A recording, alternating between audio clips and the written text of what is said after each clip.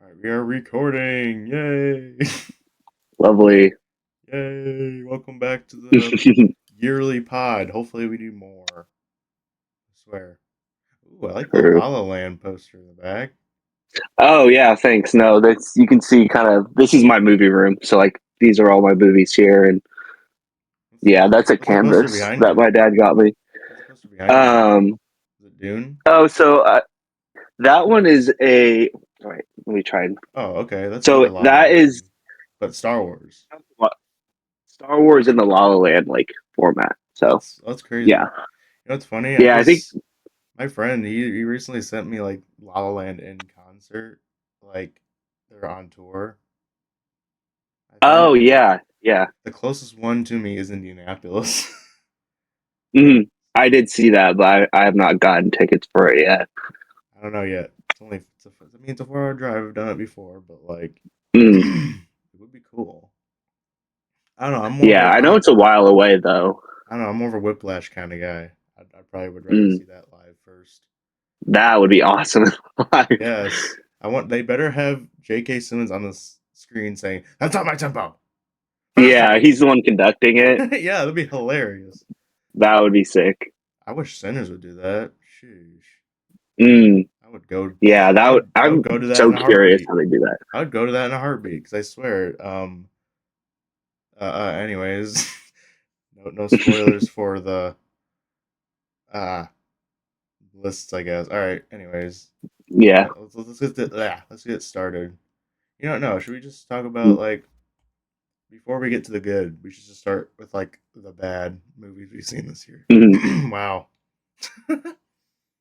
Yeah, personally, I try usually, or especially as of recent, try not to watch like bad movies. Like most people's like bottom five net are like Netflix movies, but I've like usually tried to avoid those because I kind of know they're going to be garbage. Honestly, yeah, same. So Even if So like there's most of the bottom ones are like movies I sort of had expectations for personally. or there's mostly if there's a bad movie out there, I would usually if it's like I would only see it if it's like hilariously bad. Yeah, Because I'm it'd be sure we'd have a. because I'm not gonna lie, I love watching hilariously bad movies. Mhm, I think the best one, I mean, The Room's kind of cheating, but like I don't know, it's got to be like a half star. I feel like the mhm. worst one, oh my gosh, I feel like the worst one I've seen with friends was probably like I don't know, I don't know, it's kind of hard sometimes because it's a half star, but it's like Mhm. it's funny at the same time. I guess what I guess this year technically War of the Worlds is kind of a funny Yeah, movie. absolutely. I didn't give it a half star mainly because it was such a fun watch Yeah, personally, and there were just like other movies I like hated myself while I was watching it. It's still my bottom this is five, Ice but Cube the whole movie. oh yeah, Hey, yeah, just reading you, off the script. it's you. It's so funny. It That's like the one bad movie that you could definitely recommend to someone. I feel like, where like if you're at a Yeah, party, you just throw it yes. on and then like be a good laugh.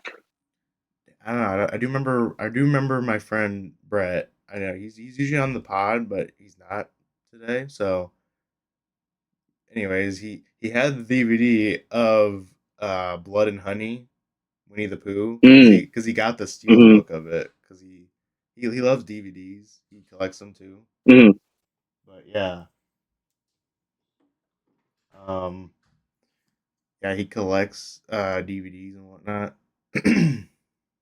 And so yeah, hmm he got the steel book to Winnie the Pooh, and we watched it, and we were like, "Wow, this is bad." Yeah, the first one, it's not only is it bad, but I was extremely bored by it. Maybe it's because I watched it by myself partially, but I just thought it was so boring and bad, and that's like the worst thing a movie can do, honestly, is bore me. I don't know if I watched this year or what, but I remember I did watch a bad shark one called Sharktopus. I don't know why, but Mm-hmm. I was just in the mood for one, and I was just like, "It's Yeah. free on YouTube. Let me give this a watch." And Mm. I don't know, it was kind of funny, but then I was just like, "Wow, this is just garbage." And And that No, one, I and that one I remember. watched by myself, believe it or not. Mm, no, I remember when I watched Mulholland Drive for the first time.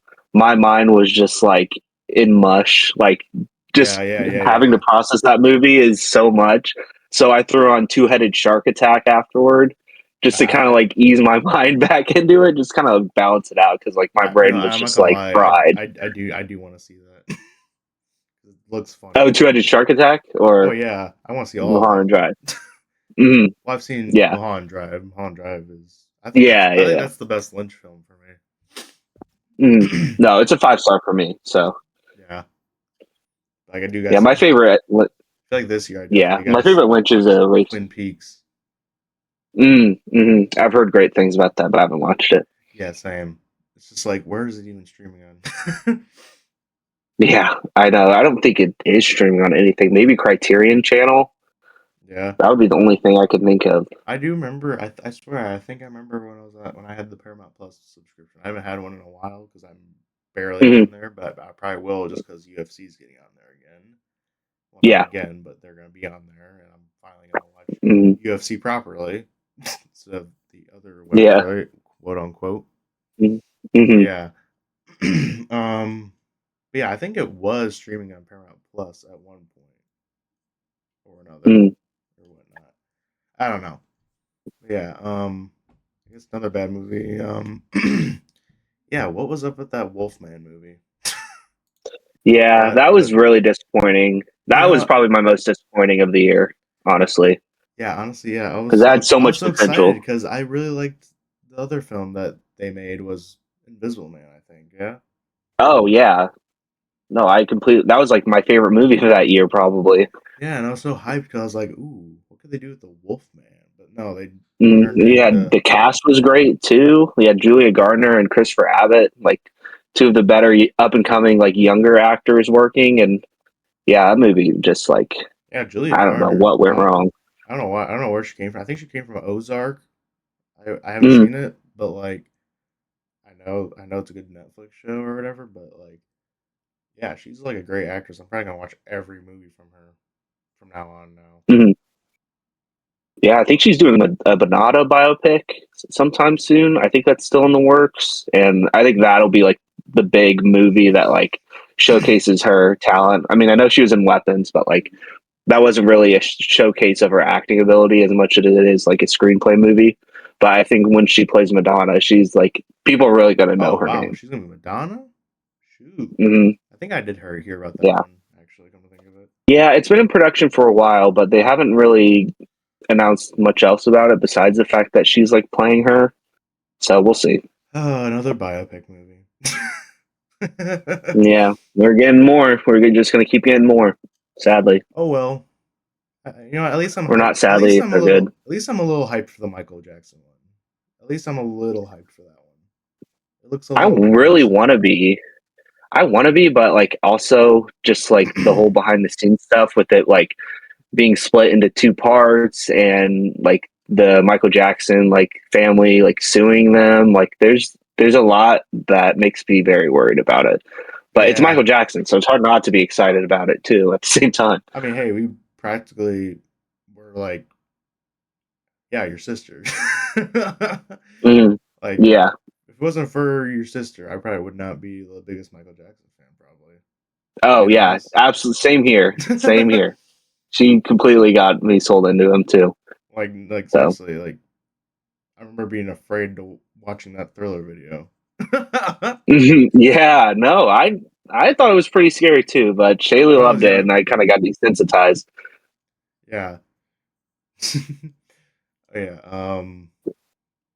What were we talking about? Oh yeah, yeah, the Wolfman movie. Yeah. Yeah, they Hmm. tried to make this movie about like I don't know some abuse story. I remember from they tried to make it like I don't know humanist. I guess something like Hmm. that. They mostly tried to make. You know, the thing I was hoping it was going to be like a father and son type of film, but no, they kind of like, Hmm. oh, he's grown up again. It's like, oh, that's kind of disappointing. But oh well. Yeah, there were a lot of ideas that they were throwing on the table, but I think none of them really worked or were Yeah, fleshed out in the way that they should have been. yeah, they tried to like make him like Jack Nicholson in The Shining or some stuff like that. Hmm. And I was like, With as a wolf. yeah, I was like, huh, whatever, okay. And then I thought the wolf design was like, I don't know. I guess it was the wolf design was, I guess, was alright, but like, I don't Hmm. know. It You was know, definitely like unique, yeah, but yeah, pretty much. And then another bad movie that I really wish I liked it actually was Happy Gilmore 2. mhm. I, you Very know, controversial movie, but sorry, surprisingly, sorry, Adam Sandler fans, I didn't like it. First one's yeah, always better. it's really bad. You know, it's funny. I was in a I will this. say I laughed. Yeah, there's some funny moments here and there, but like Hmm. overall, it got boring. Hmm. I was like, what are we doing here? Like, I get it, I get it. We have like wrestlers and other people that I know in here, but I'm like, it's not gonna make the movie So many better. cameos. It's like, yeah. I think there's two like wrestlers in the movie, and I was like, okay, I guess I'll watch it. And Mm, I think I think the guy that plays Adam Sandler's son, he's like the wrestler. And so I was like, hmm. ooh, okay, we're gonna have like a wrestler that's like big time and like very popular right now, I'd say, in wrestling. Hmm. You know, it's funny. We're gonna have like a lot of wrestlers in movies. I think this year we had a lot of wrestlers in movies. Come to think of it. Well, just the Smashing Machine in itself had a lot of like actual like MMA fighters and stuff, which I Oh thought was cool. yeah, that was cool. Yeah, I think But yeah, when it comes to, like WWE too, like Naked Gun had Cody a couple. Rhodes. Yeah, Cody Rhodes. Hmm. He's like the Yeah. top dude right now. If you don't know if anybody doesn't know Hmm. wrestling, whatever. Yeah. Top champion. Well, he lost it recently, but I mean, he's still the top dude, really. But Hmm. yeah. And then Roman Reigns, CM Punk was in Zootopia 2. They were the Zebros. Hmm. I still got to see Yes. Yeah. it. Oh, it's great. It's my favorite animated movie of the year, personally. Yeah, I'll probably watch it. It's I'll really probably good. watch it when it comes on Disney Plus. Honestly, I gotta be Mm, honest. definitely recommend. Most of these Disney projects nowadays, I'm probably gonna wait till it's on Disney Plus. Mm, I get it. I don't know if I want to deal with the screaming kids. Oh no! Mm. I dropped my fiddlestick. I don't know why, but I just every time I'm watching a movie, I just fling this stick or just circle around. I don't know. Whatever. All right. I think my least favorite movie of the year, I highly doubt you've seen it, but it's called Sneaks. Oh my You know gosh, what is that that? is? You know what? I think I've heard of it. Isn't that the one where not Kid Cudi? Is it Kid Cudi that's in it? It's Anthony Mackie's the main guy. He voices a shoe. Yeah. I think I've heard of that. Is it Sony Pictures, right? Sony I think Animation. so. That or they're just like trying to replicate the style of like Sony picture animated movies, but it was so bad. Yeah, I like was just the only reason I wanted to see it. I was just curious of like what are they doing with this, and yeah, it was was it basically just sneakers but Toy Story? it was Toy Story with sneakers, and it was embarrassing. Like why a It was very shoe? embarrassing. Like why do I want to watch a talking Yeah, shoe, bro? and the animation just looked horrific. Yeah, Like they it were looked really like a. trying to be like creative with it, but it just looks so Am bad. I crazy or why do some of the anime movies nowadays look like DoorDash commercials or what is it the Grubhub Yeah, commercials? You know what I mean? yeah, Like why do they look like that? yeah. Ah, Just copy the it's freaking Spider Verse animation, and then I'll be yeah. fine. Or at least I don't I know. mean, thing is, they tried to, but they can't. That's what happened with Sneaks. They tried to copy that like animation because it also took place, I think, in Brooklyn or like New York, like around that area, and they were like Brooklyn on a really trying to make shoe. it. Yeah, Anthony Mackie, man, what a year for him. Poor Oh guy. no, I know, yeah. And then I really wanted to like the Captain America movie he was in. It's Hmm. funny, I wanted to like that so bad, but oh, it was so boring. I couldn't get Yeah, into that it. wasn't his fault though. Yeah, it wasn't. Anthony Mackie was not to blame. Yeah, it was definitely the what director or whatever. or the writer. or what, I don't even know what happened. Honestly, they went through so many reshoots, but I don't know if that was because of the director or what. Yeah, and I think, and then I'm just gonna go through these quickly. Mm, Cry Kid Legends was just a cash grab. I don't understand why they made that. yeah, that was bad. I mean, it was kind of watchable, but it was just like, Mm, why? Well, what's the point of this? I was kind of enjoying it. Like, I thought I was gonna give it a 3, honestly, but then at the end, I was like, uh, okay, just yeah, go off, I guess. I don't know. no, I did not like it either, and The I was thing, very open to. the thing that didn't make any sense. Why didn't they just do a Cobra Kai like, in Yeah, like I don't understand that. Why didn't they just do a Cobra Kai movie or some sort? I didn't get why they yeah, do that, but instead we have a new kid. Shock. I guess they're trying to make a new trilogy out of him, probably. But like, why not that's have not going to some? happen. But not why not have some of the Cobra Kai people involved? It doesn't make any sense to Yeah, you'd think that would be like the me. biggest like layup for them would be to do Cobra Kai stuff, but instead they brought back Jackie Chan. Yeah, which he was fine in it, I guess. Where he was given, I guess, He but was it's there. just like I don't know. It was just could have been email. Yeah, he was literally just there. Like he was just a face on a screen. He did nothing for the movie. And then Black Phone 2, I was just kind of what in the Nightmare on Elm Street Disappointed. ripoff is this? Hmm. And I was Very like, disappointed in that as well. it's funny. It's funny. I liked the soundtrack to it, but like overall, I was just Hmm. like, I can see why some people like it, but it's just like, you Hmm. know, just go watch Nightmare on Elm Street. Hmm. Because like, I can't handle the ripoffness of it. Yeah, And then, all right, this might shock some people, but I don't know. I was not into Megan 2.0. I was kind of I don't bored. honestly. I don't think very many people were. I like enjoyed it for what it was, but I'll acknowledge that it's just like very throwaway. Yeah, like I was just like, I thought it's like, why are we changing genres in like the second movie all of a sudden? It's like Terminator Yeah, 2 now. it was just Or like a pivot that they really thought was going to work, and it just didn't. I can see why people like it though. You know what I mean? Mm, But like, my friend and I, we just were bored. I swear, we just started mm. talking in the middle of the movie because we were just like, wow, I really wanted to like that, but yeah, hell, even Yeah, I think ditching the horror was the big problem. I think they should have added more horror into it yeah, instead for of just making sure. an action movie. Yeah, for sure. I mean, there were some fun moments in there. I liked some of the ideas that they spawned, like some of the robot, you know, villains in Mm, there. That was kind of cool. But like, I don't know. I don't know. I was very bored. And mm. then the new Conjuring movie. Can we just stop with these movies? Honestly, I'm getting tired Sadly, of it. not. Sadly, they are keep going, and I'm they not just announced a surprised. prequel today.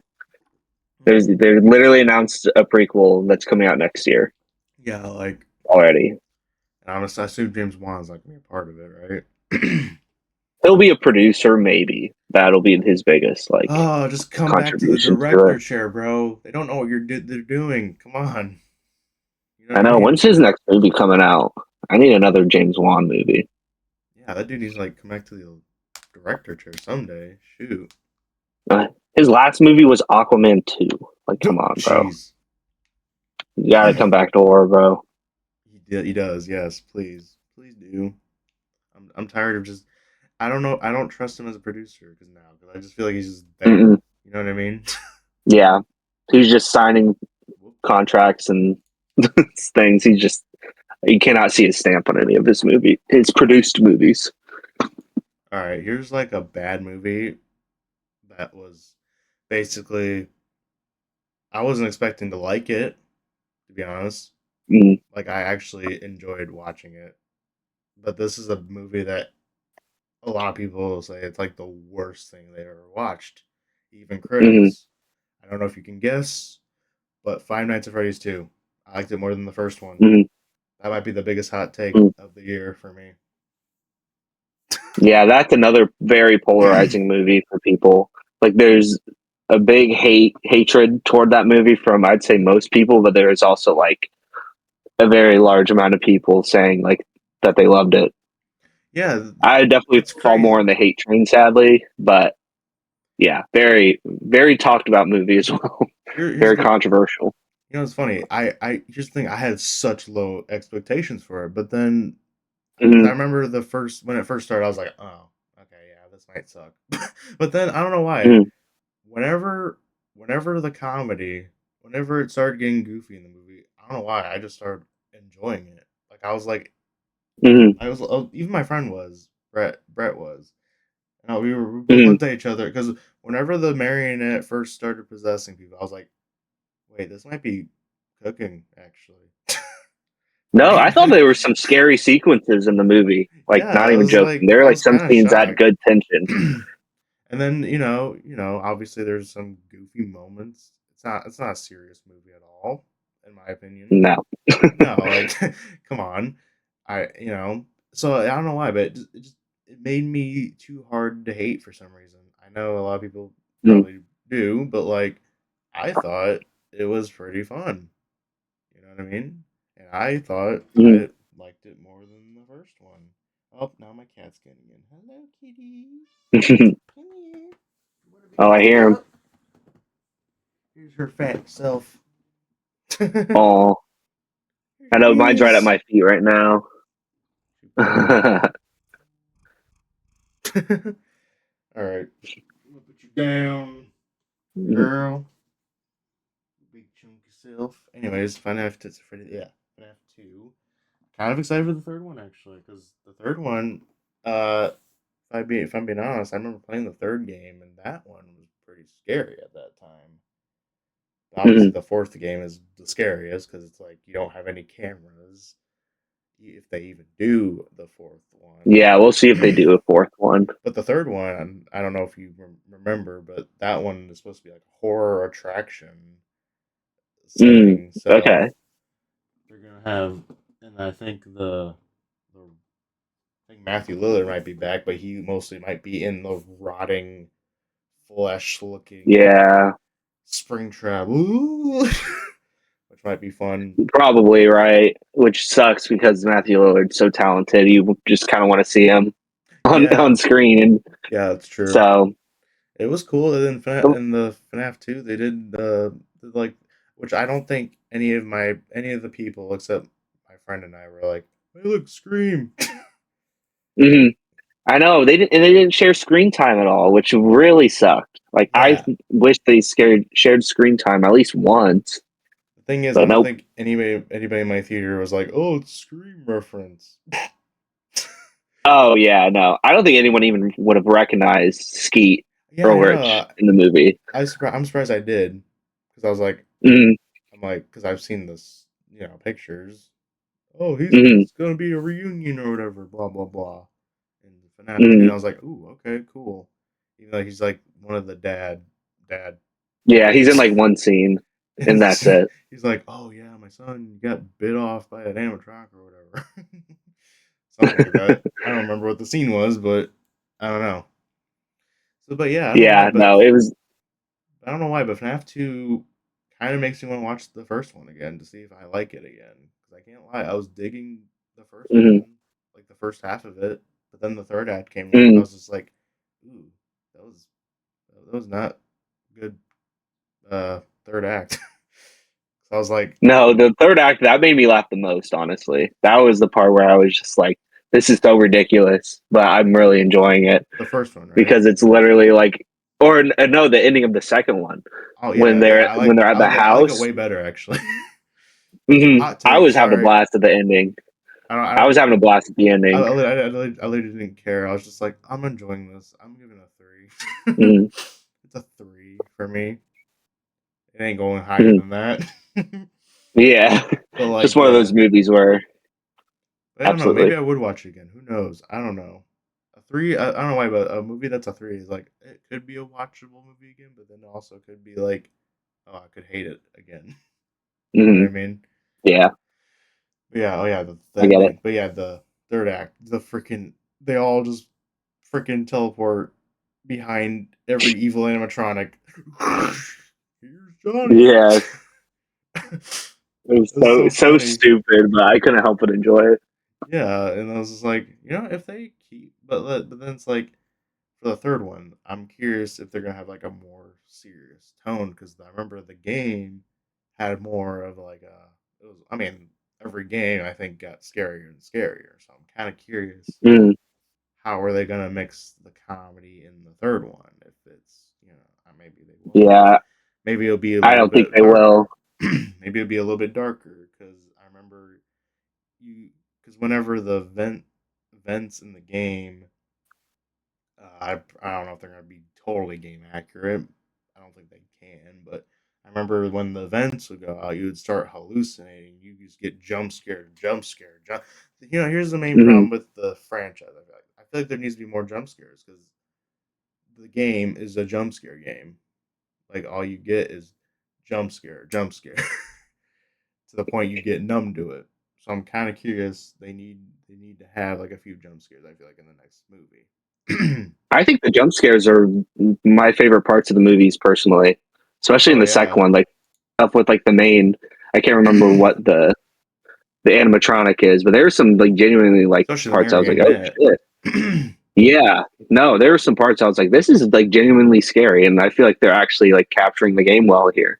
But then it cuts to like the middle school science fair, and That it just science teacher loses was me great. immediately. I don't Oh know my that god. science teacher. I don't know who that actor was that played the science teacher. He was great. Yeah. he No, was hilarious. I loved him. he was on smoke the whole movie. Yeah, he was hilarious. You're not so good at this. You suck. It's like, I wow. know. What? How mean is this guy? It's so comedically, hilariously mean. He plays it so No, well. literally, it was like an old like teacher from like an '80s like high school movie. Yeah, Like, it the was that kind straight of out mean. John Hughes playbook or whatever. Absolutely. But yeah, let's get to our top 10 because that's my stinkers, I suppose. Hmm. I know I'm pretty sure I've seen a movie that I haven't seen from this year has been a stinker, but I can't remember right now. So, Mm. anyways, let's get to the top 10. Uh, all right, you want to go first? Yeah, sure. Because I have my list pulled up on my phone. So, yeah, my number 10 is a movie that actually just had a semi wide release this weekend, and that was Park Chan Wook's No Other Choice. I've only Okay. seen a handful of his movies, but No Other Choice is still like it may not be my favorite of his, but it still is an amazing movie. Nobody's making films like this man. The way he edits, the way he layers clips on top of each other, as well as just like poking fun at our society and our constant need for acceptance and everything. I think that is just perfectly captured in No Other Choice. And I was able to see it in IMAX last month. That's why I was able to see it before its opening weekend this weekend. And yeah, visually, it's just a gorgeous movie. And it's probably his most accessible film that I've seen of his, especially compared to like Decision to Leave, which is like a very complex movie. No Other Choice is like very straightforward what it's about. It's very funny. There's some like very goofy moments, but it also like balances out the drama really well. So yeah, that's why I have that as my number 10. Yeah, Park Chan Wook. I think I've seen two movies of his. Oh yeah, Old Boy. I loved Old Boy, and then I've Hmm. seen Decision to Leave from 2022. That's all I've seen from him. Hmm. So I'd be excited to watch more of his movies. He sounds like a good director. Yeah, definitely watch No Other Choice. I think it's probably his most accessible that I've seen. Knowing me, I should have seen Old Boy in theaters when it was playing, and I just Mm-hmm. didn't. So I was like, Yeah. "Oh, I've seen that already." I was like, Uh, "Oh, why should I go see it in the theater?" it's so much better of an experience. Yeah, So much I better. probably should have, but I didn't because I'm Mm, stupid. But mm, whatever. But yeah, yeah, my number 10, and believe believe it or not, it's a Netflix movie. Dun dun Mm. dun. It's a Netflix Yeah, that is movie. scary. Yeah, it's a little scary, but like I gotta be honest, some of the Netflix movies this year have, especially the heavy hitter ones. Mm. Okay, my cat's on crack right now, running around the Uh house. Anyways, I'm not gonna let that distract me. But yeah, oh. there. I feel like there's some heavy hitters on Netflix this year, especially Mm. originals that should have been played in the theater. Womp womp womp. Mm. Like 100,000%. And I'm talking about Wake Up Dead, the Knives Out third one, the third one. Mm. Wake Up Dead, Knives Out Mystery. That's what it's called. Yeah. Mm. Yeah. This one confused me. I was actually genuinely. I'm not gonna lie. I was genuinely confused. And you know, it's funny. After I watched that movie, I just now got the TikTok of, oh, Apple doesn't let the villains have their phones in the movie. I'm like, oh, I could have freaking easily guessed who the killer was if I watched that TikTok before. Yeah. And I was like, oh, did that movie? I can't lie. This one, out of all of them, this, I think this is the second best Knives Out movie for me. And believe it or Mm. not, I did listen to the Wicked book.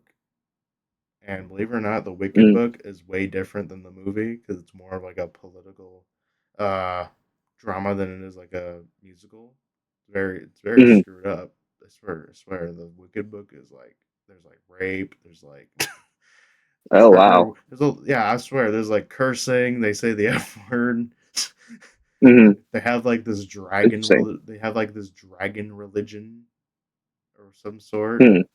Yeah, it's very weird, but it's also very interesting because it's almost like very much like a political thriller. Because like in the book, Oz is more of like a Hitler type than in the movie. He's like, Mm. I don't know what I'm doing. You know what Yeah. I mean? But yeah, he's more like a dictator. We're gonna kill all the animals. Mm. It's very bored. It's very over the top. But I don't know why. But when they were having like their discussions, and it kind of reminded me of the Wicked book because it kind of had like a dark sense of humor mixed with like this philosophy type dialogue, and it kind of Mm. reminded me of the book for some reason. I don't know why it did, but it had like different stories, obviously, but like it just had like that tone to it, and Mm. that's why number 10 is. And I love Rihan Johnson, I think his name is, right? I I assume think it's just Ryan. I think it's just pronounced Ryan. It's just spelled differently. the cool Ryan. Mm. Yeah. It's the best spelling of Ryan I've ever seen in my life. I'm being honest. Mm. If you ever name your kid Ryan, just do that spelling. I'm tired of seeing Yeah. the R Y's. Okay. Mm. But anyways, yeah, that one's my number 10 because that movie was a banger. Mm. No, I absolutely agree. There's like days where I potentially think it's my favorite Knives Out movie, mainly because of the depiction of religion and how it tells about like the multifaceted aspect of religion Yeah, and how it's crazy because people like can use it. Yeah. yeah, it's basically how Um, the the Wicked book is, believe it or not. mhm. I can completely see that from like at least what I've seen from the movies. But no, I completely agree. I loved Wake Up Dead Man. It didn't quite make my top 10. Slight spoiler alert, but it is very high up on my list, and it's because of like the things you said, and it's very thematically rich movie, which surprised me for a third entry in a murder mystery. Yeah, it's funny. It's funny. Most of I think the first two are like straight up comedies, and then this one just out of Mm. nowhere, boom, dark, which I Yeah, there are actually really definitely funny liked. moments, but it's very dark. It's like Yeah. definitely the darkest of the three, Oh yeah. especially when it comes down to the kills too, because this one has the highest body count of the three pretty easily. I will say I remember when, spoiler alert by the way, when I think Jeremy Renner's character was at the door and he was like, "Oh, Your Holiness" or whatever. I was like, "Oh, great." Is she? Oh, Hmm. dude, I'm starting. My brain was like, "Oh, I think I know who the killer is now. I think I know Hmm. who's guilty now." Freaking Yeah, I don't think the killer reveal Cruella was the Duvel. most surprising. Yeah, I don't think it was the most surprising killer reveal, but I think the way that the kill like occurred, that was the part that was like the most shocking to me, I guess, I'm not gonna lie. I because they think really make it seem like there's like impossible that happened. the thing that's weird is my first suspect in the movie was Jeremy Renner for some reason. And I was Mm, kind of half right, but I wasn't at the same time. yeah, I don't know. Do you remember who yeah. your first suspect was in that movie? So I was kind of thinking Glenn Close the whole time, but I really Oh had no wow. reason. It was just like I was also just hearing buzz. I was like, "Oh, Glenn Close is like really good in this movie." So I was like, "Okay." Usually, when you're like picking a standout of a movie, it might be like a big character, aka a killer. But as the movie progressed, I wasn't thinking the whole time, "Oh, it's Glenn Close." It was just like a whim, It's kind of funny that he just like, "Oh, chose. So far, we have two Marvel actors that are the killers in these movies. mm, That's funny to me. I don't know why. yeah, I think the second one wasn't it Edward Norton. He was the killer. I think. yeah." Well, technically, you could say four Marvel actors. Yeah, wasn't Technically, Edward Norton? Was he in a Marvel movie? Shoot, was he yeah, he X-Men was the probably? Incredible Hulk, Oh yeah. You're right. Yeah. Okay. and Yeah. then Three Marvel yeah, killers. and then yeah, and then Glenn Close was in Guardians, and Oh yeah, she was. so Oh my god. Yeah. so yeah, literally Marvel There's a actors, all of Marvel them. So actor. Sus. They're yeah, sus. so if they make another one, if they cast a Marvel actor, then Sus. we got to He's the watch out. killer. He's the killer. I'm just gonna Hmm. immediately point sus. All right, you're No, number seriously. 9. Yes, my number nine is the movie that just won the Golden Globe for Best Drama, which is Hamnet. Ooh. So for the first half of Hamnet, I really wasn't as on board with it because it is very slow and is more diving into like the relationship between Shakespeare and his wife Agnes. But then, like once the midpoint hits and the children start getting involved, I was just like an emotional wreck for the final 40, 50 minutes of that movie. Huh. Like the way it tugs at your heart emotionally is like one could call it manipulative, but I do think they did it in an organic way that didn't feel forced. But I think like on a filmmaking standpoint, it's just brilliant from top to bottom. Chloe Zhao has obviously proved to be an amazing filmmaker in her prior works, and this one kind of continues it, but shows how she can handle like a large scale, less like a Nomad Land. It's like Nomad Land on a bigger scale almost, and much more sad. And two of the best acting performances of the year as well. Jesse Buckley's winning the Oscar, and Paul Mescal should be a shoe-in for supporting actor. Not a win, but at least a nomination. But yeah, Hamnet just really moved me in ways I wasn't expecting, even though I kind of knew what was going to happen. So that's why it's my number nine. All right. I will say I was gonna see them in theater, but then I was like, oh wow, Chloe Zhao. I've not liked a movie from her yet, so I kind of skipped on Mm, it for a little bit. gotcha. I kind of skipped on it because I was like, what if I don't like this one? You know what I mean? Hmm. So yeah, I will probably watch it sometime, maybe this year or Hmm. not. But yeah, I'm not really a big on Eternals, and I don't know. I thought Moment was kind of. I was bored. Sorry, Hmm. wasn't sorry. I was bored watching Nomadland. I love Frances McDormand, but God, I couldn't get behind it. I was so bored. I'm sorry. But Hmm. yeah, hopefully I No, will. that's a common take. Hopefully I do like Hamnet because I'm kind of curious about that Hmm. one. Yeah, I'd recommend it. Even though you're not a Chloe Zhao fan, I think there's enough there to take away from. I feel like I should probably rewatch those movies someday, but who knows? Mm. But yeah, my number 9, right? All right, my number 9 is probably one of the funniest movies I've seen in theaters all year, and it's The Naked Gun, baby. I don't know what hasn't been said about this, but I just honestly think this is the funniest movie of the year and of the 2020s, I think, personally. And Liam Neeson, I feel like this is like his best role in like forever, probably. Because I swear every time he's in a movie, it's Mhm. some guy with a gun. Some guy with a gun Absolutely. and whatnot. And it's just like, okay, dude, come on, do something else, please. You're boring me with these movies, even though I probably haven't. Maybe some of them are fine. I don't know, but I'm just like, I could see right through this. You know what I mean? Mhm.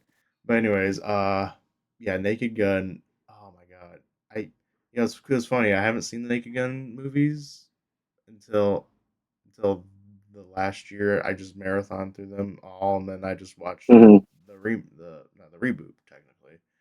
And God, those movies are fun. I hope we get more good parody movies coming out next year or this year. I think because Scary Movie 6 is coming out. So Mhm. hopefully we get a renaissance of parody. Because I gotta be honest, I think parody movies are kind of underrated, especially those old '70s ones. And Mhm. hopefully there's gonna be a renaissance because I love the art of parody. I've always been a fan of it, and I hope it becomes resurrected, as we've seen in the Naked Gun. Mhm. No, I completely agree, and I think we are going to start seeing it, like we said, with Scary Movie 6. And there was another parody movie I saw just like a month ago. It was called Fackham Hall. It was a parody of like Downton Abbey, Oh wow, really? and I thought that was really funny. It was also very funny. Okay, It, that's I will cool. say, it wasn't as good as Naked Gun, but it had a lot of like really fun humor stuff with it, and just the title in itself is a joke. So, Yeah, and then yeah, what I said earlier, pro wrestlers in movies. Cody Rhodes, he literally gets punched in the face mhm. by Liam Neeson. So yeah, Oh yeah. the bartender. So yeah, be prepared to see more wrestlers in movies. I guess in my list, I should say. But yeah, uh, I don't know what's been said about Naked Gun that hasn't been said. If I'm being honest, but like, I feel like the funniest moment in that movie for me is just they're all looking at the photos of like their fathers, Hmm. and then OJ Simpson comes up, Oh yeah. and it's like, nope. That Hmm. was the hardest I've laughed in that movie. I feel there was probably more Hmm. moments that I laughed, but that was like the funniest one. I feel like. Hmm. No, there's so many jokes in that movie. It's like you have to almost watch it multiple times to like catch every joke that they make, because it's Yeah, like I've only almost seen it every line of once, dialogue. and I gotta watch because Mm, I usually nowadays I gotta be honest, I watch movies with subtitles on because I feel like mm, not everything I'm gonna catch, so I put on subtitles for every movie I mm, watch. Because like, what if I miss what they said? You know what I mean? mm. And No, I completely get it. I don't know if you're like that at all, but I have to have subtitles for everything I watch now. Because who knows? Yeah, especially if you're watching like at least for me, like an Irish movie or like a British movie where they have like Why the the look of the thicker Irish accent. laddie? Yeah, like when they're talking like that, sometimes I need subtitles on just to make sure I catch everything. Yeah, I can't wait to watch the. Oh my gosh, what's the Irish movie I'm thinking? Oh my god, the Banshees and Inisherin. Oh yeah, that's Yeah, great, very, really very, good movie. very Irish. Why, Hmm. don't come by my house, laddie. I'll cut my Hmm. finger off. Yeah, no, it's great. I loved it. I've seen it multiple times now. Yeah, I gotta see it again. I don't think I've seen it since theaters actually, so can't wait to watch that one with subtitles. I think I've understood most of it because hell, I think some of the Hmm. wrestlers I watch are Irish and they have like a thick accent sometimes. And I'm just like, Hmm. I can kind of, you know, oh, laddie, understand what they're saying, honestly. Hmm. But yeah, but yeah. Anyways, what number 8? Yeah, yeah. So my number 8 is one of the other international films of this year that I'm really hoping gets recognition at the Oscars, and that was It Was Just an Accident. So this was my first introduction to writer director Jafar Panahi. And if you know anything about like this filmmaker, you understand how hard it is for him to really make films. As for this one in particular, he literally had to hide his cameras when he was filming the movie, and just the way he's able to pull off such like a masterful screenplay while also hiding the fact that he's watching a movie just like really resonated with me. The film is filled with like long takes in just deserted places, and he somehow manages to make it feel cinematic, almost play like at times, because there's like a very uh, large amount or lack of cutting. And I just found this to be like a really insightful look at like dictatorship and the way dictatorships affect lives of those like I guess common people or just like normal citizens. And I can't remember where the film takes place in, but the film, one of the reasons why it's even in my top 10 is because of the ending. They do something with the sound design in particular that just left a really horrifying impact, and like everyone in my theater was just completely silent throughout it. It's probably the scariest moment of the year, even though it's not a horror movie by any means. Just the way the film ends off just like really emotionally affected me, and that's one of the reasons why it landed in my top 10, and or in this case number 8. Oh, cool. Yeah, I heard you said it was like Uncut Gems or something, right? It was very like stressful or some Yeah, because it sort. is very stressful because the characters are just putting themselves in like very stressful situations where they could possibly be like killed or anything at any moment. But it's also like weirdly funny too. It's just like the way it balances so many different things was so impressive to me. Kind of like a stressful like version of Big Lebowski, but like less Yeah, linear, maybe. I don't know. yeah. There's some decent bits of like humor in it. It's such like a original film. There's really nothing I could compare it to other things, but it really does stand on its own on like how it's telling the story. Sometimes if I like if I see like a similar tone to a film, I'm just gonna like reference it to like because obviously the story is different, but I would have to reference it to like a tone of a movie I've seen, you Mhm. know. But yeah. No, that was my number 8. I really hope more people see it, and I'm really hoping it gets some recognition at the Oscars because I really think it deserves it, especially in directing. So yeah, that's my number 8. Wait, hold up. All right, guys. Sorry, we had a tech. I legit thought they could not hear his voice for a second.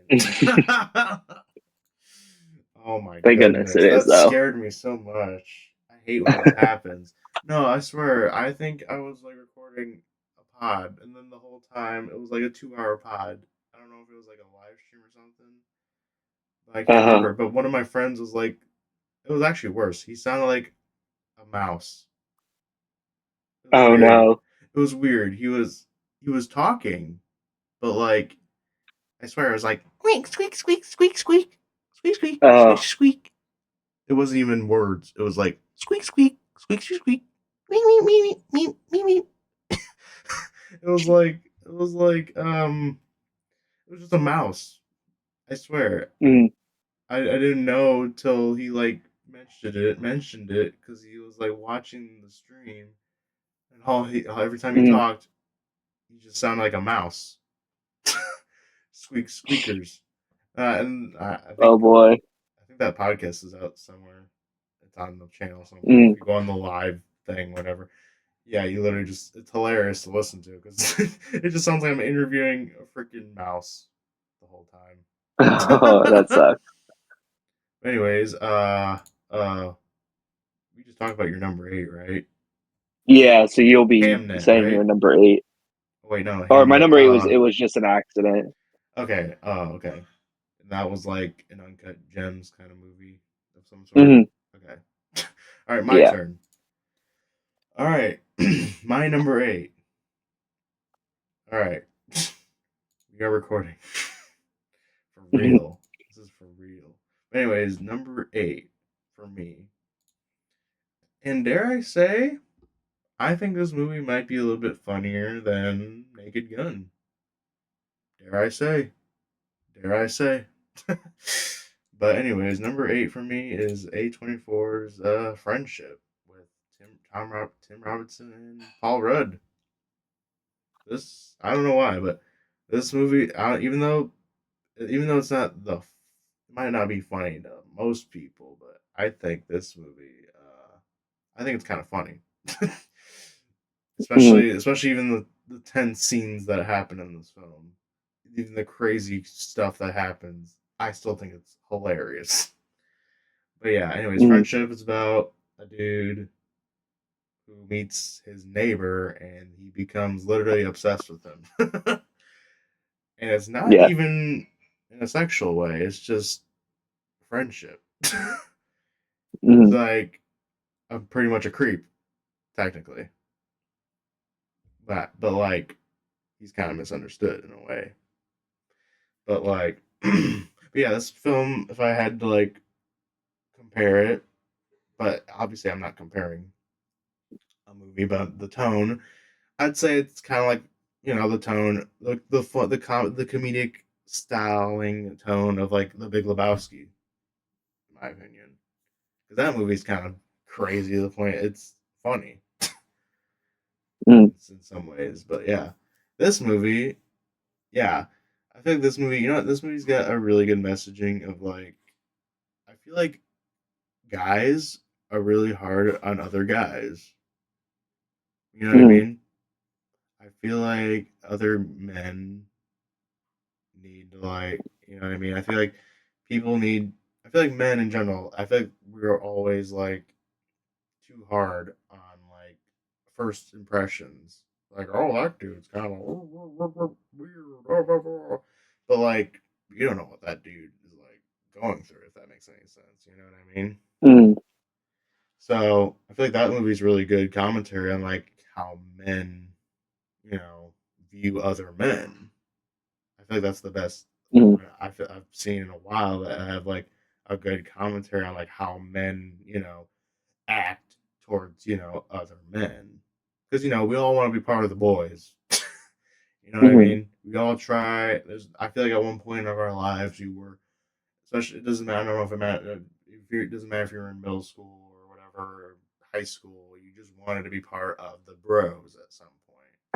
And I feel like this movie is kind of like a good commentary of like, you know, give people, a chance to, you know, I don't know. I don't know if I'm explaining it as mm, well as I think I am, but like I feel like yeah, people need to like give people a chance more often than just mm, oh, first impression. I guess this could be, dating world too. Oh, I don't know, this guy was kind of mm, weird first time, blah blah blah blah blah. I don't know if I'll give him a shot, but it's like why not? Second chance doesn't hurt. You know what I mean? So I feel like that movie really has like a good commentary on like everybody should give people second chances. You know what I mean? That's my No, I take on it. really enjoyed Friendship. Yeah, no, I love Friendship as well. I thought it was my introduction. I don't know how like what your relationship with Tim Robinson is like, but that was the first thing I've ever seen of him was in I've Friendship. heard of him before that movie because Hmm. I remember I remember I used to watch. I don't know if well no, I don't think I think he was on like one of those Adult Swim shows at some point. Where they just Mm. they play at Yeah. midnight. I don't think I watched any Mm. of the films, well, not films, but the shows he was in. But like, I do think I remember seeing like his face somewhere on Adult Swim. Just you know, it's Hmm. Adult Swim. That's where the funny stuff happens. You're not Mm. supposed to watch that channel. Oh no, Robot Chicken's on. Let me watch that. But yeah, yeah, I think yeah, this is like my first film I've seen him in, and he was pretty Mm. great at it. I thought at playing Mm. like I don't know this how many role. movies he's done. I'm not sure how many like movies he's been in. But I know he has like his own shows and comedy sketches and stuff like that. But not sure how many movies he's been in, but if he's been in others, I definitely want to watch But yeah. Oh, here comes my kitty cat again. it. But yeah. Yeah. I just feel like. Yeah. Well. Yeah. Did you think my takeaway was basically accurate of like the messaging of that movie? Yeah, it definitely ties into kind of like, well, the title, of course, is male friendships, but I think it more kind of dives into the idea of men needing to prove themselves to other people. I think that's just a concept that can be not only attached to male friendships, but just companionship in general with anyone. And I think the movie definitely talks about that in definitely many humorous ways. But I think there were moments where it did take itself like a little seriously, like trying to have something to say. So in that aspect, yeah, I pretty much agree. Okay. All right. That was my main takeaway. 'Cause I was like, yeah, I Hmm. feel like men are hard on other men sometimes. You know what I Hmm. mean? But yeah, Yeah. that's friendship. That's number 8 for me. All right. Mhm. No. So number 7, Yeah, buddy. yeah, Friendship was close on mine as well. Definitely one of the funniest movies of the year as well. But my number 7, also a funny movie, but another one that blends multiple genres, and that's Weapons. I loved Barbarian. I've rewatched that movie so many times. It's not just a movie that pulls the rug out from underneath you. There's actually some thematic resonance regarding gender norms and everything, and like the culture beyond how different genders react to one another. But Weapons, I do think, is a step up from Barbarian because of its scale and the way it balances its story and its characters. I think it was just easily one of the best screenplays of the year by Zach Kreger, who also directed it. I think with this and Barbarian, he's just proven to be like one of the strongest voices in horror working right now. And there's a reason why this movie and his upcoming Resident Evil movie had insane bidding wars from different studios because he is that talented. But in regards to Weapons in particular, you can watch it. The beauty of the movie is you can watch it as just a really entertaining, twisted thriller, but then you can also look at it as something with something to say. The title Weapons, I think, is just like the perfect title for the movie in regards to how people weaponize other people or other things in regards to grief. And I think that aspect was tackled pretty beautifully. And there's so many distinct images that have stayed with me, especially regarding the one with the gun in the sky. I thought that was just like a really pivotal moment in regards to tying the title into the movie. But yeah, I could talk about this movie forever, but I loved it. I really need to rewatch it. I've only thought about it more since I've seen it, and it's been Yeah, 6 months. I've seen it Movie on my twice. mind. I really, Yes, I really need to rewatch it. yeah, I really, But yeah, I love it so much. yeah, But nope, that's my number 7. I bet if I rewatched it, I would not hint, be hint. I'll surprised if it talk was about it higher. later. Hint, hint. Mhm. Yeah, Zach Kreger. He's another dude that's sketch comedy, whitest kids you Mhm. know, Yep, and yeah, it's funny. Comedic actors, doing horror is just always gonna be really good. I feel like. so weird how it works like that, but I'll take it. Yeah, it's like, and then the comedy. Then there's actually like Hmm. comedy, some dark comedy, believe it or not, in Weapons Absolutely. that is hilarious that I can't stop laughing from. But I will Hmm. say the image that does stick in my head is Wong's face.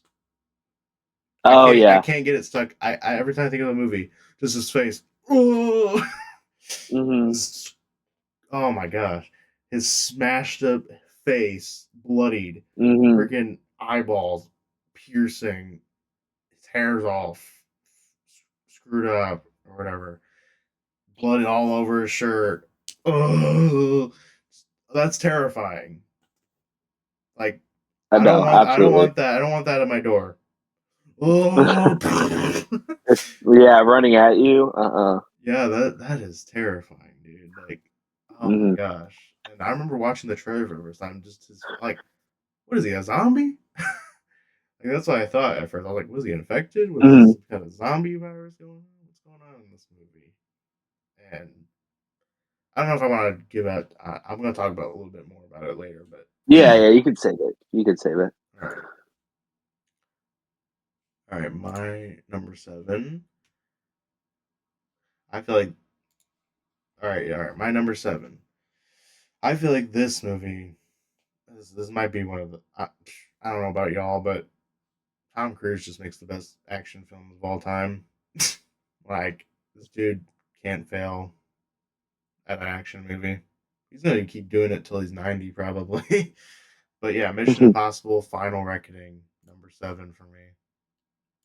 Dude, I've seen this movie with my friend Brett in Dolby, and good lord, the adrenaline rush is all I think about in this movie. Especially him on the freaking the airplane. He's just hang. I would never do that. I'm sorry. The stuff he does, I don't think I could do. There ain't no way I am gonna be hanging off a plane.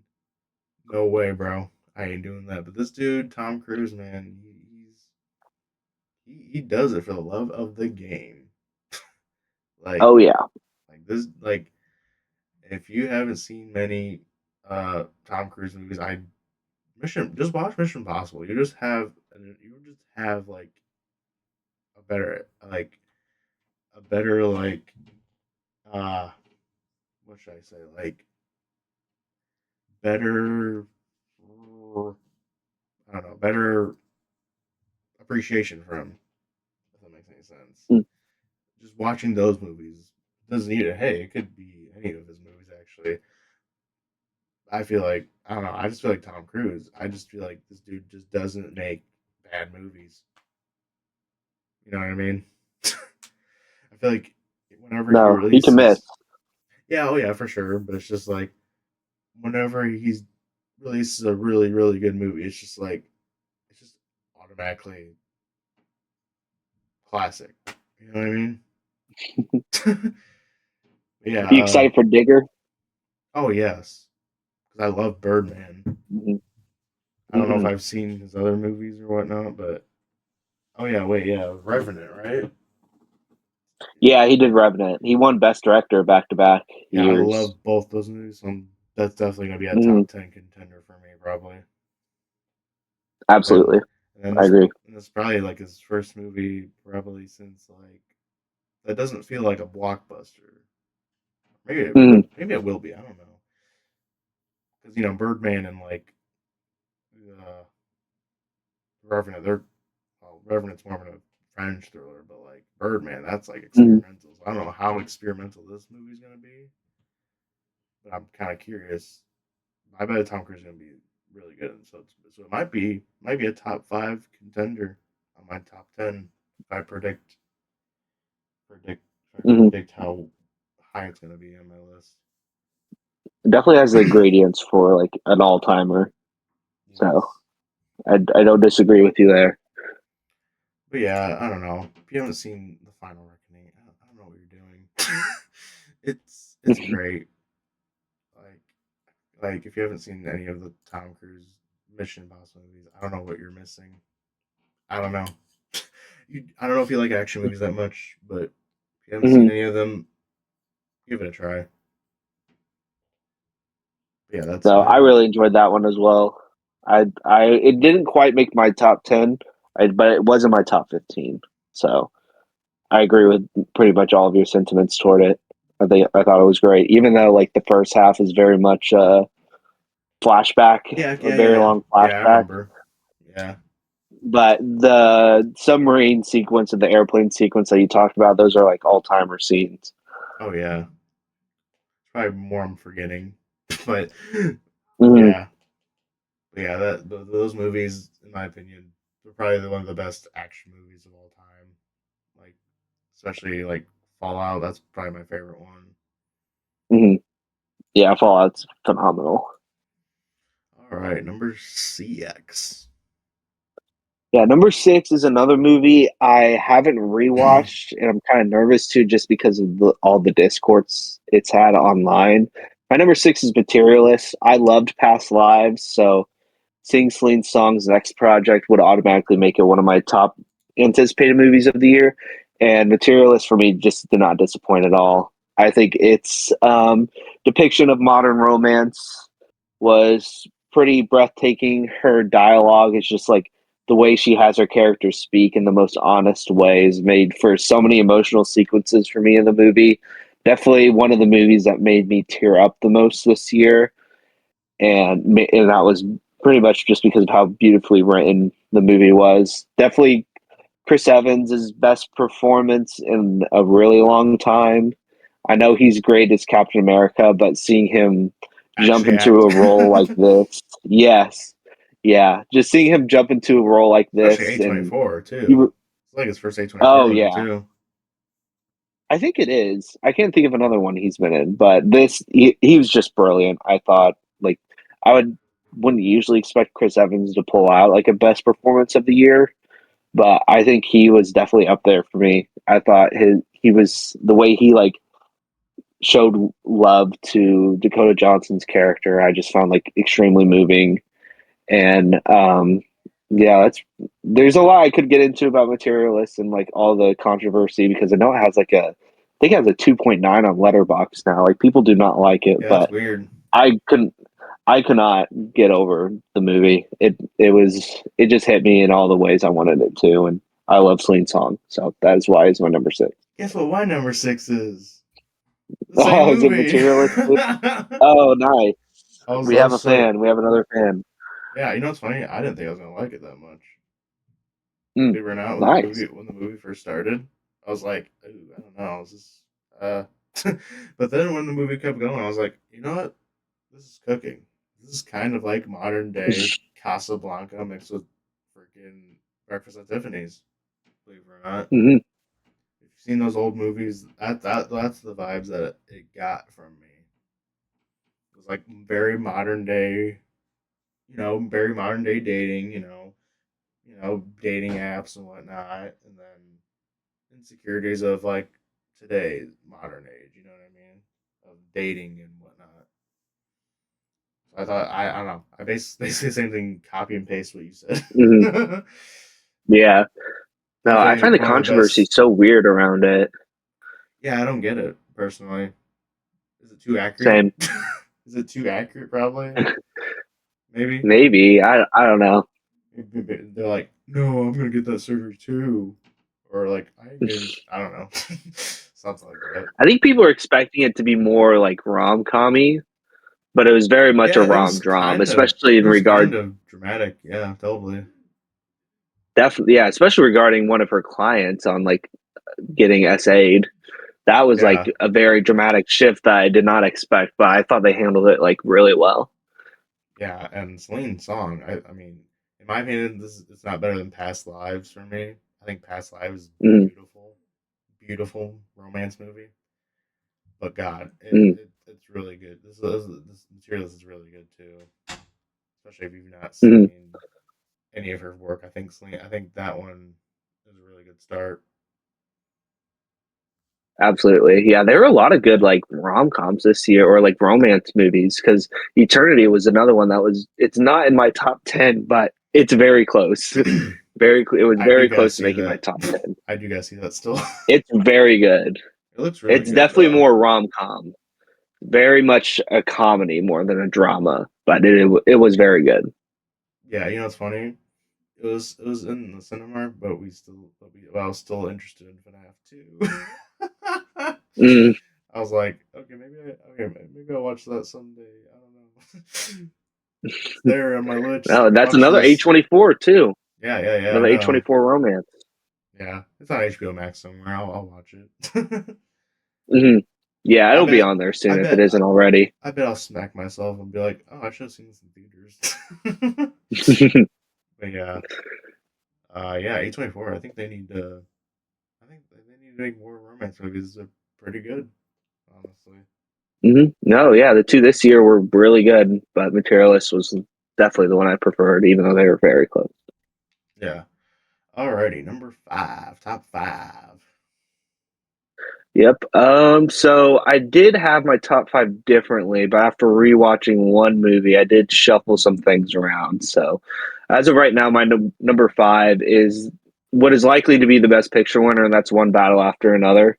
Ooh, It's banger. very hard to say anything about this movie that hasn't already been said. It is probably a It's a masterpiece, one of banger. Paul Thomas Anderson's best movies, which is saying a lot because he has so many amazing, amazing films. But the It's way so this good in movie's theaters paced, too. oh yes, the comedy, the pacing, cinematography, everything just adds up to what I want out of a movie. Just a really thrilling and emotional ride that also just like hits the nail on the head of our current political climate, what the generations prior have done to get us to where we are now. I just thought the way they handled it was really, really great. The performances, just best of the year all around. Sean Penn, I will never get over his performance in this movie. Just made me Yeah, I gotta be laugh on honest. This is every. like the first movie I've seen him in probably like a while that I've like been impressed with. You know what I mean? He's a phenomenal actor. I mean, he's won two Oscars already, I and mean, for yeah, potentially winning a third for this yeah, one. but But yeah, no, no, I I loved mean, his character. yeah. I don't know if I've seen much of his movies. I think I've seen a few here and there, but like, hang on, let me look on Letterboxd real quick. Oh I'm my sure you've god, seen Fast Times at Ridgemont High. yeah, That's like one of but his biggest. unfortunately, I thought it was okay. Mhm. So I've only seen four. It says okay. Oh Licorice wow. Pizza was really good. I liked Mhm. Licorice Pizza, and yeah, being John. Okay, okay. He was in being John Malkovich, and then One Oh Battle yeah. for Another, and then yeah, Fast Times at Ridgemont High. So yeah, this is definitely the first movie I've seen where I feel like I was very very impressed with his acting, considering what Mhm. I've seen from him. No, But I'm pretty sure he's an amazing no. actor in other movies. So yeah, Yeah, no. But I loved it. There isn't much really else to say that hasn't already been said. It's gonna sweep the Oscars, probably win like five, six, seven, somewhere between five and eight, probably. six seven. That would be my guess. 6 7. Maybe, maybe. Yeah, I did. Yeah, definitely. This movie is definitely. Hopefully, Best Picture winner. Well, definitely one of Mhm. my top Best Picture winner. But yeah, I'll talk a little bit about it later. Mhm. Yeah, my number five, and this one is kind of a shocker, believe it or not. This movie I didn't know it wasn't a horror movie. I legit thought it was a Oh. horror movie going into it because director Mike Flanagan, and it's a Stephen King Mm. story. So it's funny. I Mhm. didn't do any research on the film because I was like, okay, Mike Flanagan, Stephen King, let's watch it right now. So Mhm. I didn't know it wasn't going to be a horror movie, and you know what? I wasn't disappointed. I was like very impressed with this one, and the movie I'm talking about here is The Life of Chuck with Tom Hiddleston. And honestly, this movie was great. I didn't know what this movie was about. This was like definitely like kind of like kind of like on the line of like if you're not like a horror fan, it's definitely like oh, it's like kind of like one of his like Stand by Me like emotional type movies. It's definitely a different story, but like it's definitely like his like one of his wholesome stories if that makes any sense. One of Stephen King's wholesomer stories, I should say, and more emotionally like kind of like Green Mile. That's kind of like more emotionally impactful too. I would say they're different movies, obviously, but definitely like the same. It's not horror, so yeah, yeah. Life of Chuck definitely has like a Fred Astaire vibe to this too, like the dancing scenes, which I wasn't Mhm. expecting. A lot of this movie I wasn't It's so expecting, good. but I was pleasantly surprised with it. Definitely. a more definitely one of the most wholesome movies of the year do that I honestly think could have been Oscar. Maybe it is an Oscar nominated, but like I definitely think if there was, I definitely think it could have been on like Best Picture winner. Maybe if I was to like Hmm. nominate movies, I probably would have had that somewhere on the list. If it, but yeah, um, and yeah, I think it's got a lot of horror actors in this too, and it's just like wow, it's fun seeing them not do like a horror thing. It's just like they're doing like some type of dramatic, political almost role in a way with like Matthew Lillard. Who else? I mean, I guess It Mark has a Hamill. lot of Mike Flanagan. Yeah, it has a lot of Mike Flanagan's usual actors in his movies. Like, there's Yeah. a lot of like people from his miniseries that like appear in it, but it's a huge ensemble. So I don't know if I can name off anyone in particular. Also, if Mark Hamill is just gonna be in every Stephen King adaptation at this point, I would not be disappointed. Oh yeah, yeah. He had what, two this year? Yeah, Long Walk, which didn't make my top 10 sadly, but like pretty good, pretty fun movie. Mm. And I remember I had to read the book in English class. Oh wow, Yeah, and I was nice. shocked that we were reading a Stephen King book. I was like, oh, we're reading a Stephen King book? That's cool though. I'm gonna pay attention in this class now. And by the way, the book is way more screwed up. If you don't I'm know the not book, surprised. if you don't know the book, there's definitely a lot of scenes I'm just like jaw dropped. But I definitely do gotta listen. I don't know. Maybe I'll listen to the audiobook again someday because that book, I do think the ending to the book was way more different than the movie, if I Mhm. remember correctly. But yeah. Anyways, Life of Chuck is what we're talking about. But yeah, yeah, this movie's score, directing, oh my god, Tom Hiddleston as like, I think this is, even though he's known as Loki, I just think this role for him might be the best I've seen in a movie of him in my opinion, as a non like superhero movie like in a while for me. It's funny. It feels like there's a lot of superhero actors this year that are getting like really good roles this year. You know what I mean? Yeah, no, when they're well now that like Marvel's kind of slowing down their output, on like what how many projects they release a year, it's allowing actors to do like more dramatic projects that'll show their range, and that's clearly been happening. Like with I've what always you said, known Tom Tom Hiddleston Hiddleston. was a really good actor, though. But I was just like, I wonder if what movie's gonna be for. I feel like this is definitely probably one of his best for Mm, real. Like, I can't. Like, I feel like if I watched it again, it might be a 5 for me if I watch it again because I mhm, just think it's just a whole. I just love wholesome movies.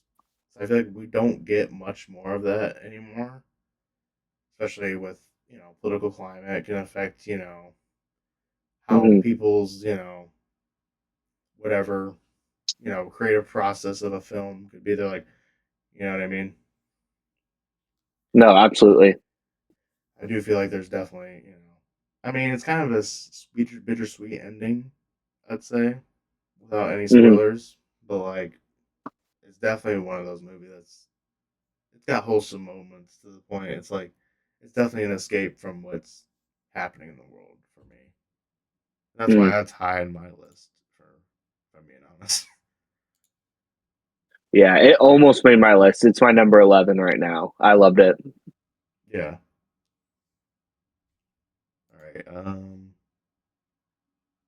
Is it your number 5, or did we go to mine? Yeah, so yeah, my number 4. This was lower, but I did rewatch it just this week, and I raised it to a 5. This is my first 5 star of the year, and that's Marty Supreme. I did Oh watch it yeah. a while. Yeah, I watched it a while ago, and like I think back in late November. So I was been really irking to watch it again since then, just because watching that movie, it's such a wild experience that's really hard to take it all in one in one watch. So I was really wanting to rewatch it, and yeah, watching it again, it just cemented it as like a 5 star movie for me. it's just it gave me everything I wanted in a movie. It's thrilling, it's funny. There's some good social commentary regarding the rise and fall of a protagonist, the ego and the pursuit of passion. And I think this was all of this would not have worked if it wasn't for Timothy Chalamet being as talented of an actor as he is. I think this is probably his best performance that I've seen him in. I think he is just electric throughout the entire 2.5 hours. He is almost never still, making for an always enjoyable scene, even if it's just him talking. He fully powers the movie into being the entertaining ride as it is. And I think Josh Safdie is slowly becoming one of the great American filmmakers right now. I've only seen Good Time, Uncut Gems with Marty Supreme. I haven't seen his other ones yet, Yeah, but same. I'm really wanting to. I've heard great things about Daddy Long Legs and heaven knows what.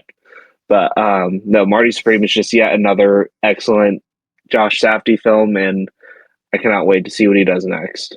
So that is my number four. Yeah, and I just gotta say, probably one of my favorite movie soundtracks too. But I'll talk Mm-hmm. about that later. Oh, definitely. Mm-hmm. But yeah, all right, yeah, my number four, Weapons. This is definitely my second favorite horror movie of the year. Uh, didn't know. You know, it's funny. I didn't think there'd be two almost Tarantino esque horror films this year. Because Yeah. with how they, use the chapter format. Mm-hmm. Which, by the way, I usually hate it if it's not like a Tarantino movie. But if it's Mm-hmm. not a Tarantino movie, well, no. If it's a Tarantino movie, I'll love the chapters. But if it's not, I usually don't really like it as much for some Mm-hmm. reason. I don't know why Tarantino just does it the best for me, but like so far, Weapons. Oh my god, I didn't think a horror movie could get chapters and not piss me off. Because I don't know why I just when it's not like Tarantino movie, I just don't think chapters are necessary sometimes. You know what I mean? Mm-hmm. I don't know if that's No, biased. I definitely. don't know, but like I don't know. Maybe there's a movie out there that has chapters that I forgot about. Who knows? I don't know. Doesn't I don't know? Maybe doesn't Scorsese do chapters too? I guess I don't know. Sometimes the big example I can think of, at least recently, that did it was him, which I don't know if you saw. Oh That did yeah, chapters, and it was just the I haven't most seen it yet. unnecessary thing. It was so unnecessary. It was literally just like days. They split up by like days, so it'd just be like Monday, Tuesday. It was something else. But yeah, Yeah, I agree with your sentiments on that. yeah, but yeah, yeah. The way they use chapters, I think this is like the first horror movie that has chapters. I feel like, isn't it? Maybe I'm forgetting one. um, I mean, you could say maybe Strange Darling kind of had it similar, I don't know if I count that as a but horror movie though. That's like a thriller to okay, me. You know what I mean? yeah, I see that. No, I do. I definitely see that. Yeah. But I don't know. I just yeah, but this one just straight up horror, and it's like the chapters just work. Anyways, enough of the freaking chapters. I talked about enough chapters for a moment. But anyways, yeah, everybody in this movie I thought was fantastic. Freaking Josh Brolin's character I think doesn't get talked enough about in this movie, and then I think hell even Wong's character, God, creeped me out. Freaking Mhm. oh my goodness, he was so good in that movie. I think those were my, and of course, even though she was kind of the main character, but oh my god, oh my god, I have the freaking movie right here. Yeah, Julia Garner. Mhm. Even though even though she was like the first person in this movie, I thought she was really impressive in this one too. And then of course the guy that plays James, he was like one of my favorite chapters in that movie. Oh, absolutely, yeah. Like everybody was just firing on all cylinders in this horror movie, and it's I feel like it's very rare to see every actor to be firing at all. Hell, even the kid actor in this movie was one of the best Hmm. kid actors in this movie, and then of course the villain, the Aunt Gladys, was very Hmm. creepy. Everybody was so good in this movie. Like, yeah, One of the like best ensembles of the year for sure. yeah, like it's very rare to see a movie, especially a horror movie, and it's like everybody's firing on all cylinders. But guess what? I'll talk about that later because there's another one that's Yep. also like that too. Oh yeah. So yeah, that's my number four. Nice. Yeah. No, there's it's such a one of a kind movie that is. I'm so happy it exists. It's hard to say something new about it. You know what I mean? Yeah. I'm just bring on Resident Evil, man. I need Resident Evil. It needs to be the I first. cannot It wait for needs that to be the movie. first. I will say I do kind of want to watch the Mila Jovovich movies, Mm, like all of them. I think I've seen the first one, but that was kind of like I don't think I was paying attention much. I think I even fell asleep. mm, But I definitely kind of want to watch the Mila Jovovich Resident Evils just to like get me primed up. I gotta be honest, the other mm. ones don't look as good to me. Yeah. They just don't. They I'm don't. sure his will be the best one, probably. I really hope so because I actually Yes. really like. If it's not. I really do because I do like the Resident Evil games. I do remember my Mm, first one being Resident Evil 7. And I've also like Resident Evil 8, even though they probably won't be in the movie. But Resident Evil 7, mm, oh my gosh, there's the scene in Mandy where there's a chainsaw fight. mm. Yeah. Literally in the seventh one, you literally fight somebody in a garage, parking garage, with a freaking big long chainsaw. And you're just having a sword fight Mm, the whole time. I hope there's gonna be ridiculous scenes like that. Yeah, Resident Evil 7, that's more like kind of like a kind of like almost Texas Chainsaw Massacre meets like mm. the Resident Evil format because you go into like this cannibal. I don't know if you played that game or not, I haven't. but yeah, yeah.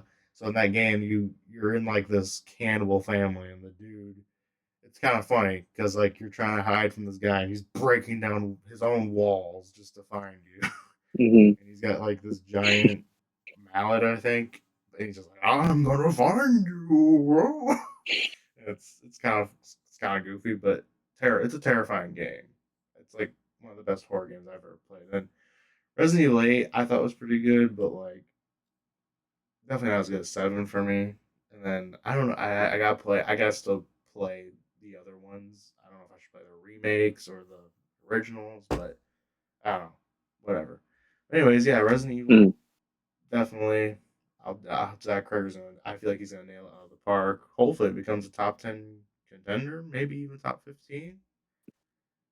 And Hmm. so yeah, No, so excited for that. Okay, so my number three is probably the most personal movie, at least for me, of the year, and that is Sentimental Value. I really I've heard good loved things about it. Joaquin Trier.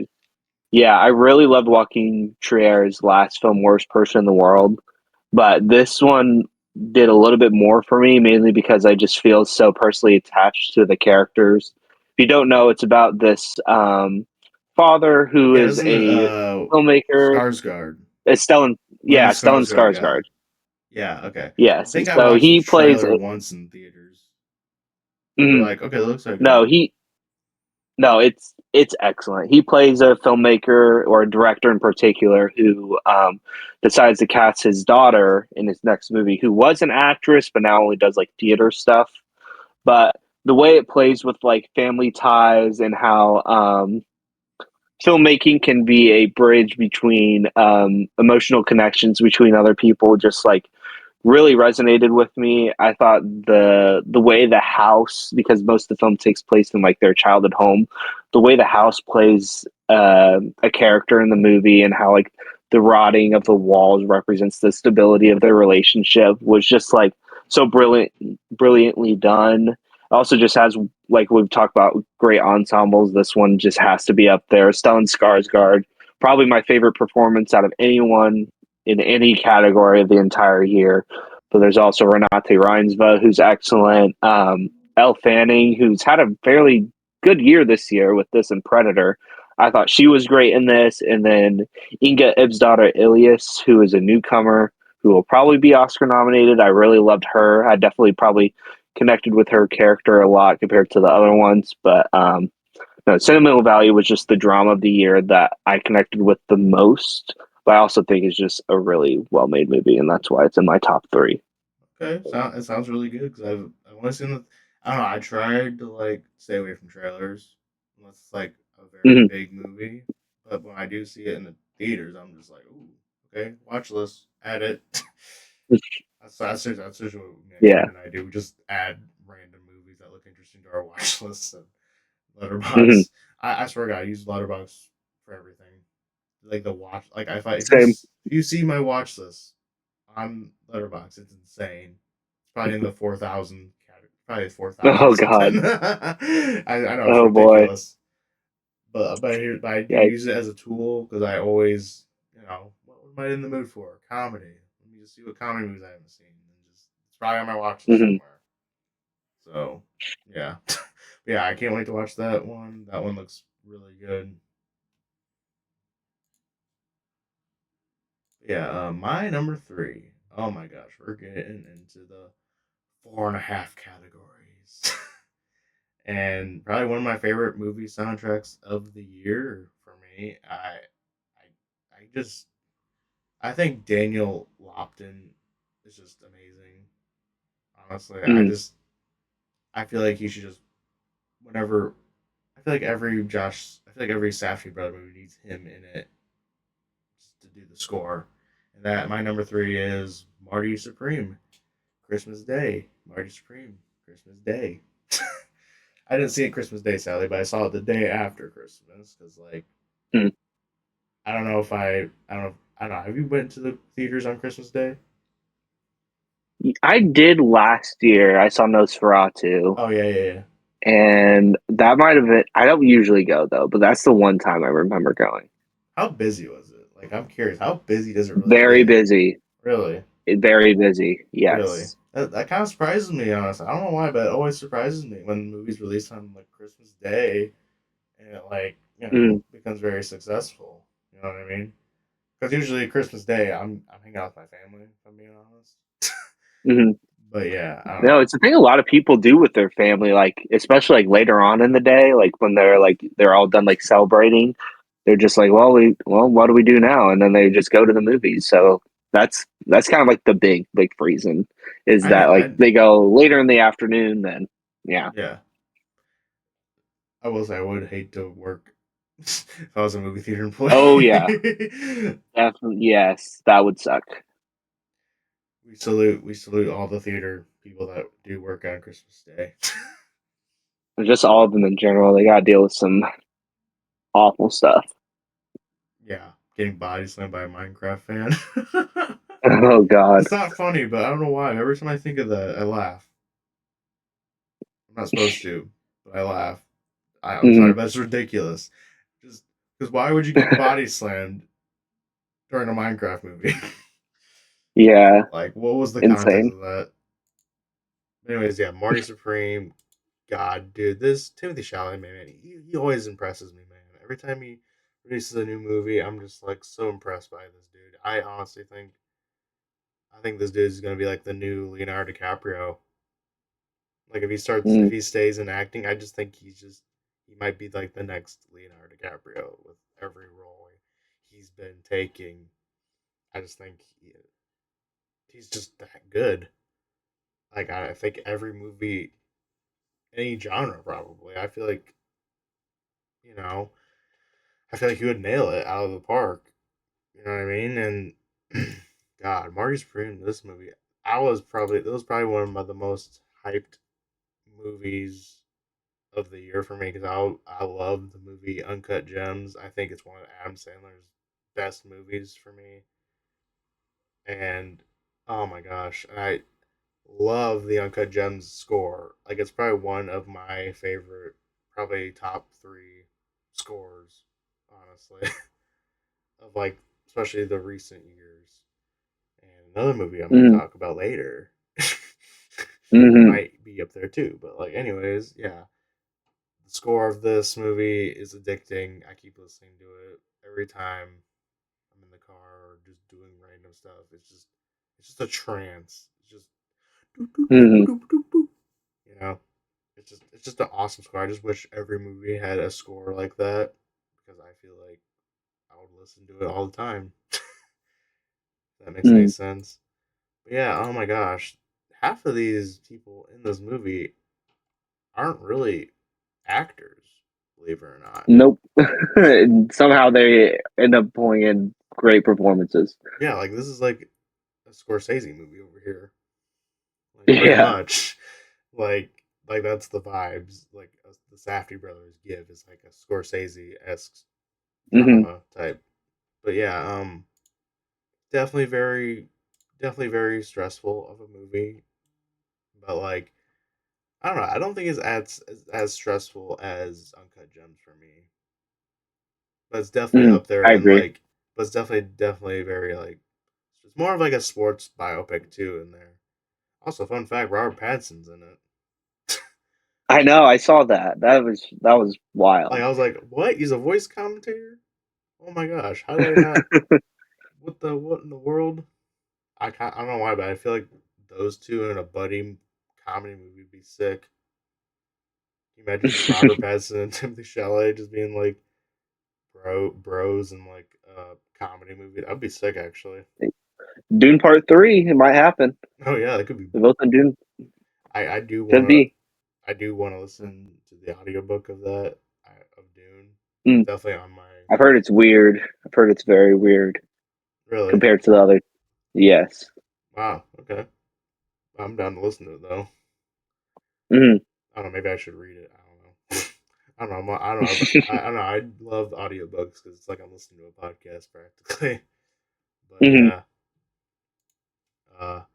Anyways, yeah. Marty Supreme, man, definitely one of my favorite movies of the year. Hell, I think shoot, probably one of the best Gwyneth Paltrow movies I've seen in a while. I feel like too, especially with her Mm-hmm. role in the movie as like this aging Hollywood actress. She's got her own different views of everything, and then Marty Supreme over here, he's got his, you know, hustler mindset. You know, he's got his like alpha brain type mentality.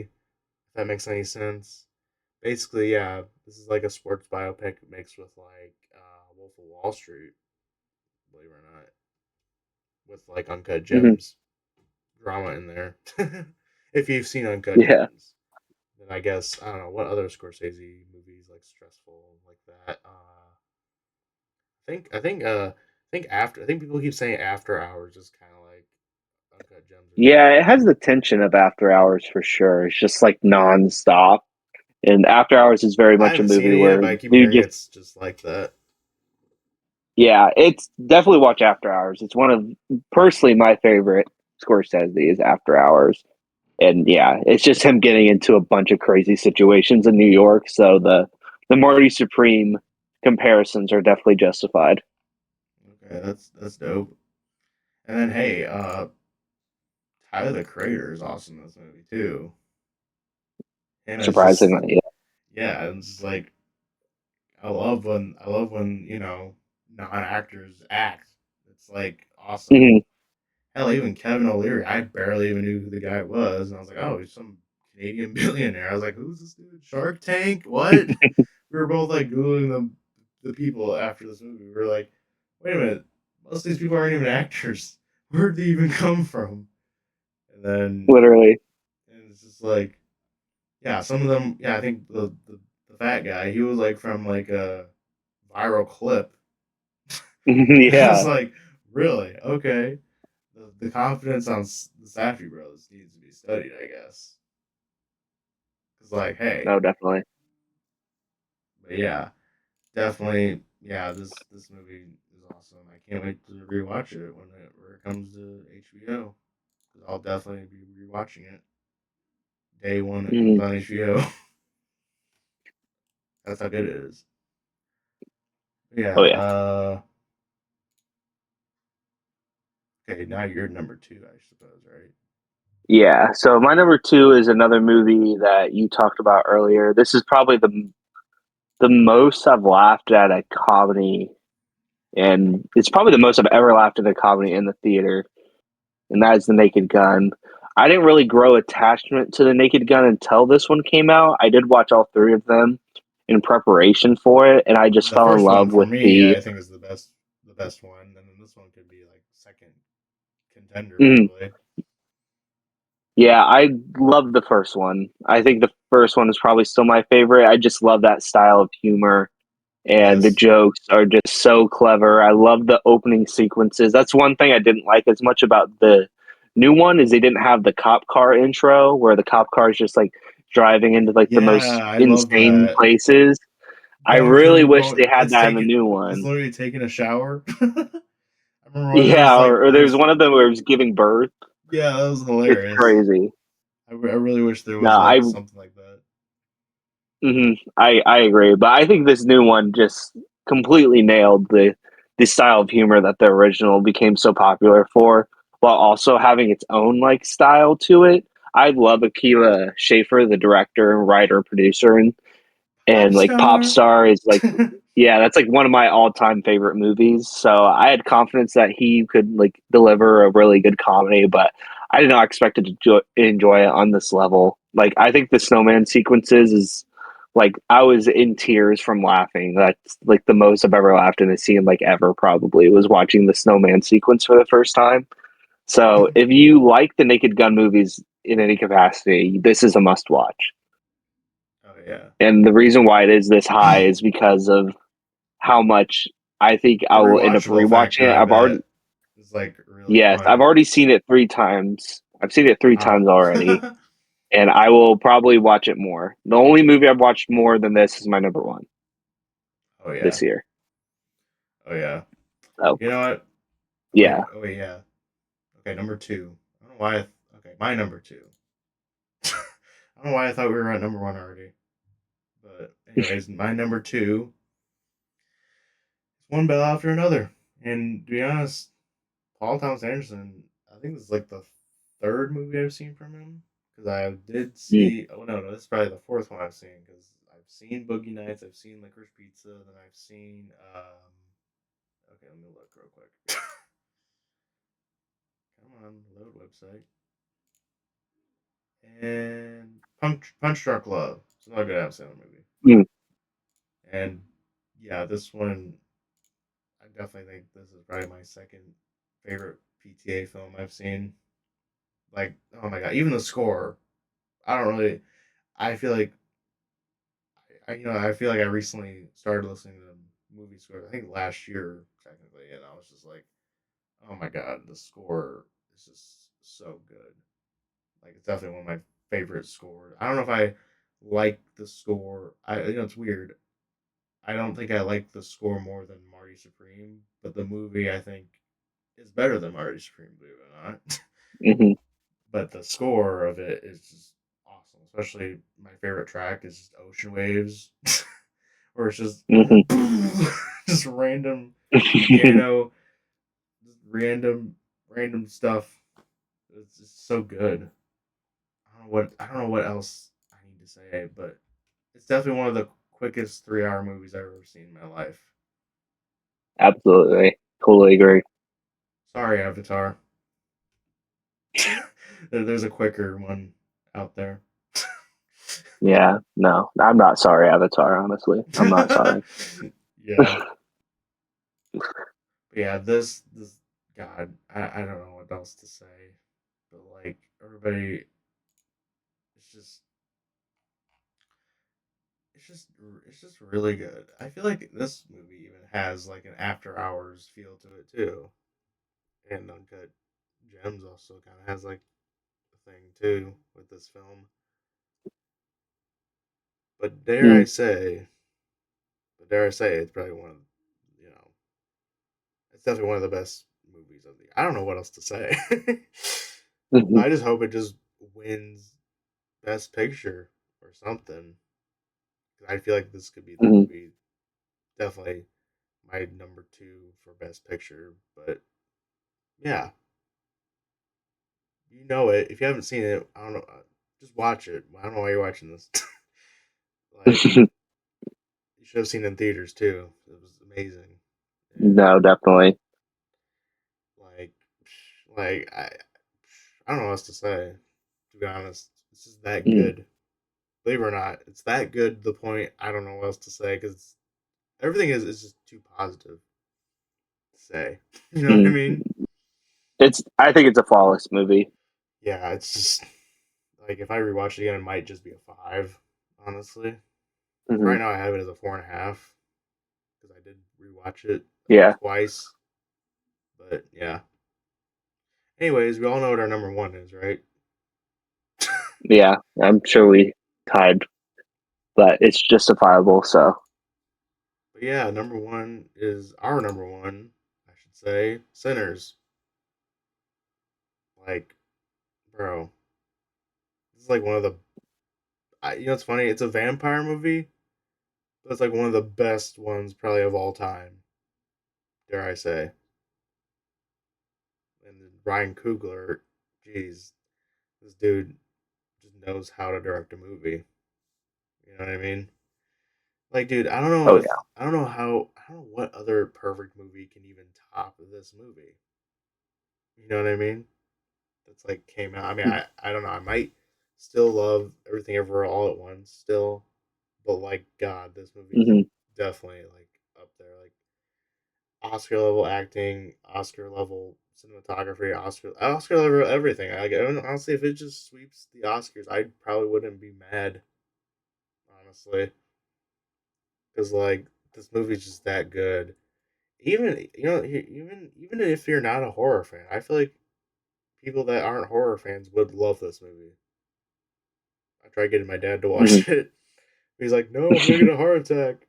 So no, I'm not gonna watch it. I'm like, darn it. But yeah, God, and then the music. I swear, Spotify top five or whatever. The score and the album were just number two, number one. Like I could not stop listening to it. I was addicted to the score and the soundtrack all year. Ever since the movie came out, the score, the soundtrack, just rotation, every single day. Like I'm not even joking. I was that addicted to the soundtrack. And then I just started getting addicted to blues music. And I just started listening to like everything blues, really. Like, Jimi Hendrix, you got your uh ooh, the guy that was in the movie was the at the end where the main Hmm. character where he grows up, he becomes a very famous blues singer and the real blues singer, I think his name is Buddy Guy. It's funny. He was going to be in Cleveland, and I was like, "Ooh, should I go see him live? The dude from Sinners Live." Oh, nice. I was about to, but I didn't have time. Sadly, I think it was like on a Mm, weekday. I had to work, so I was like, eh. mm. But then, because I was like, "Ooh, what if he sings the song from Sinners Live?" And sadly, he didn't. He's not. It's not on his set list. I was like, "Oh, it's such a missed opportunity, man. Why would you not have the song from Sinners, bro? Come on now. How would you not have that in your set list? You know what I mean?" Yeah. Because I was like looking on the set list, thinking, what if he plays the Sinner song? That would be sick. I would love to see that live. But nope. Like what? That's kind of a missed opportunity there, my guy. I don't know. It's just me, I guess. I don't know. He's like 80 something years old. He probably do whatever he wants. Yeah. But yeah, his music is really good. His blues music. I think he has a song. I damn right I got the blues. It's probably my favorite song from him. That's not on the Sinner soundtrack. But yeah, I think I even have a playlist now that just literally just blues inspired, and I wasn't really addicted to blues as much.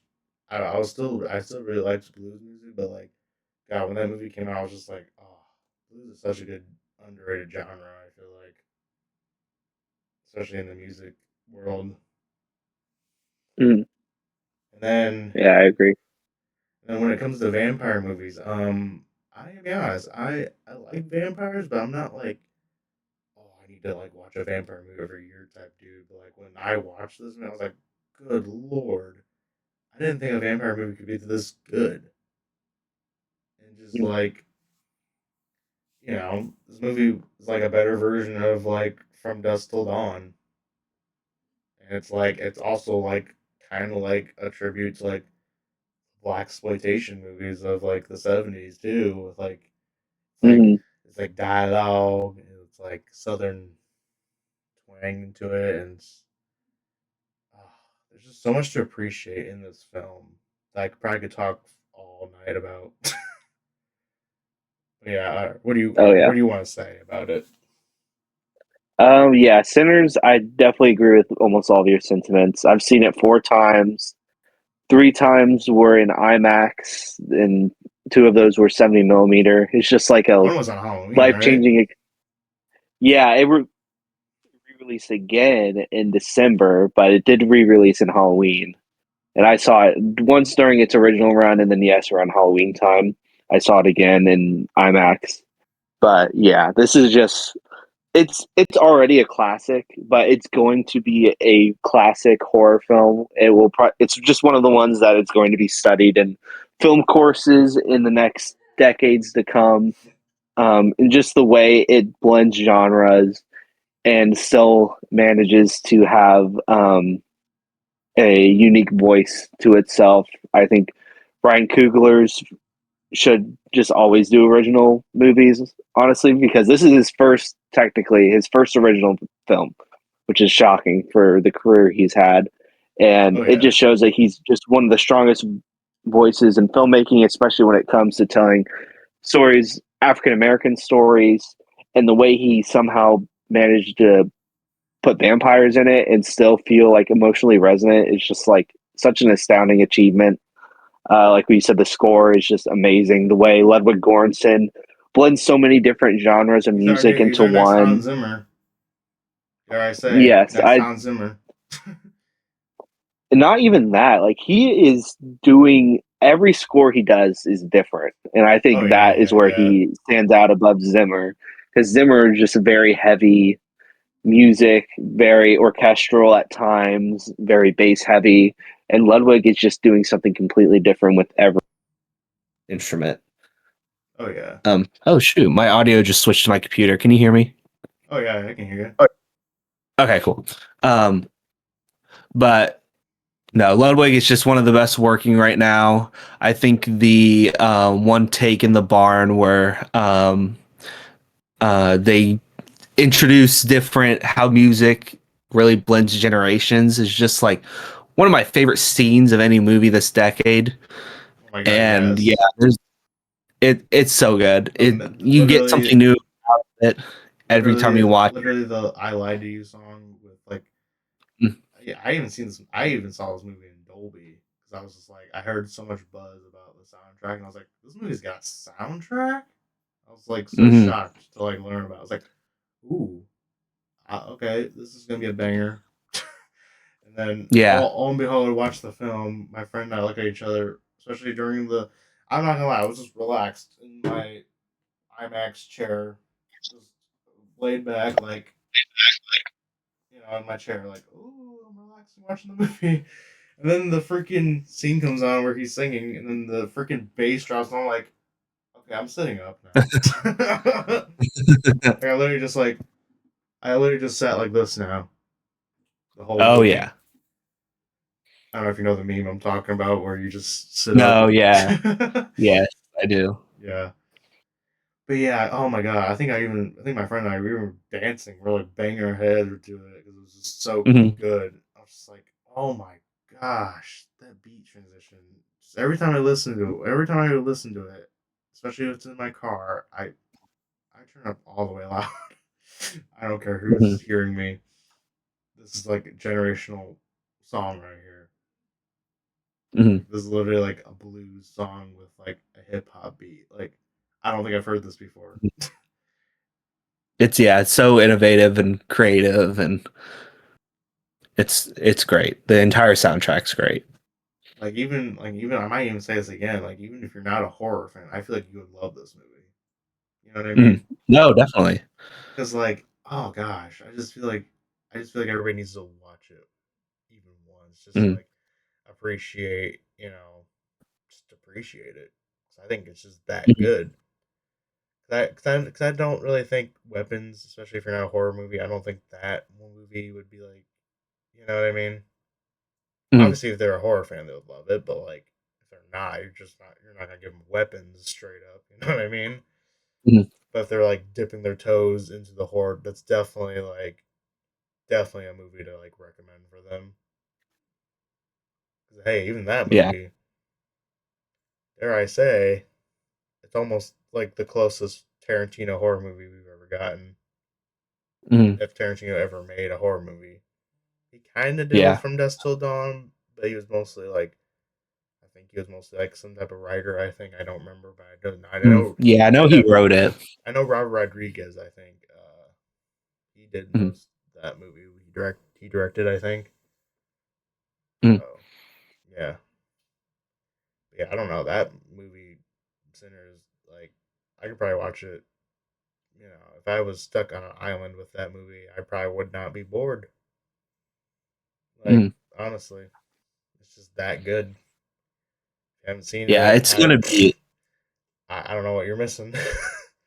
yeah, it's By gonna be a now. classic. Like it's gonna be still talked about 10, 20 years from now. It's already gonna be parodied in Scary Movie 6. So if that Oh doesn't tell yeah, you how much an impact it's had on film culture or culture in general, I don't know what is. yeah. Yeah. It's also been. I also don't know if I've seen a movie that's just straight up perfect. Like Mm, everything about it is perfect. Acting, like cinematography, like score, everything is perfect in this movie. And mm, it's hard to find like a flaw, except maybe a plot hole. mm. It's like Yeah, if how did they survive that sun? Because at the end, spoiler at the end of the movie, the villain they're in the '90s now, mhm. and Haley Steinfeld. How, where'd they go? That might be a plot hole, but like They just showed them like running away. They showed like a little clip of them like running away from everyone. So that was kind of like the only way that showed that they could. I always don't remember how they like get out of there though. You know what I Mm, mean? Because everything's happening when it's like they're killing all the mhm. vampires and whatnot, and that ending Yeah. scene. It's like very hard to tell, but like it's always funny to be like, oh wait, so where do y'all go? It would be interesting to get some type of maybe prequel, sequel, because there's so many layers to this movie, especially like the background of Jack O'Connell's character and the Native Mhm. There's a lot that they could Native do with American him. vampire hunters or whatever, Mhm, and the whatnot, and oh, there's just so much I could talk about. That mhm, I don't know. It probably has been said, but like, yeah, just like the Irish history and like African American history mhm. too. It's just like rooted in that movie. It's Yeah. awesome. I did hear, it's funny. I was looking at more audiobooks, and I did find one that's kind of like Sinner's Believe. I haven't listened to it yet, but it's called Ring Shout. Mm, Basically, it's about the KKK, but they're resurrected as demons, hmm. which is crazy. Interesting. Yeah, it's a book. I don't know how old it is, but like, yeah, it's about like resurrected demons that are disguised as like KKK members that hunt black people. I think. So I Hmm, assume. So I assume it's kind of I don't know, but if you like Sinners, you might like that book too, because that sounds like a banger of a mm, book. It's also got that same kind of like I think one of the buzzwords is like on the cover is like something about mm, I don't know I can't remember. But anyways, yeah, I can't wait to listen to that book whenever I get the chance to listen to it. Because it looks like a good book, especially if you watch mm, Sinners. 'Cause I was like so addicted to that story. I mm, just found like other similar vampire. I mean, yeah, there's Twilight, but that's not. Yeah. I don't want to read that. But anyways, yeah, I don't know. Just it's just a good movie. I don't know what else to Mm. say. Banger movies of all, especially 2025. Oh, I don't definitely. know. I don't know. What do you think is better, like 2022 or 2025 movies that came out? Um, well, I think 2022 had the better like amount of good movies, but I have more five-star movies this year than I did in 2022. Okay. But I think 2022 as a whole, like when it comes to like if you picked like 10 movies out of 2022 and 10 movies out of 2025, I would choose 2022. Okay. Yeah. Yeah. I'd say so too, because Everything Ever All at Once is so good Mm. too. Well, you had like Top Gun Maverick that came out that year as well. That like lots of classics that came out that year. That X and Pearl, Barbarian, lots of great horror movies came out in 2022. Nope. Oh yeah. Like Yeah. That was really good too.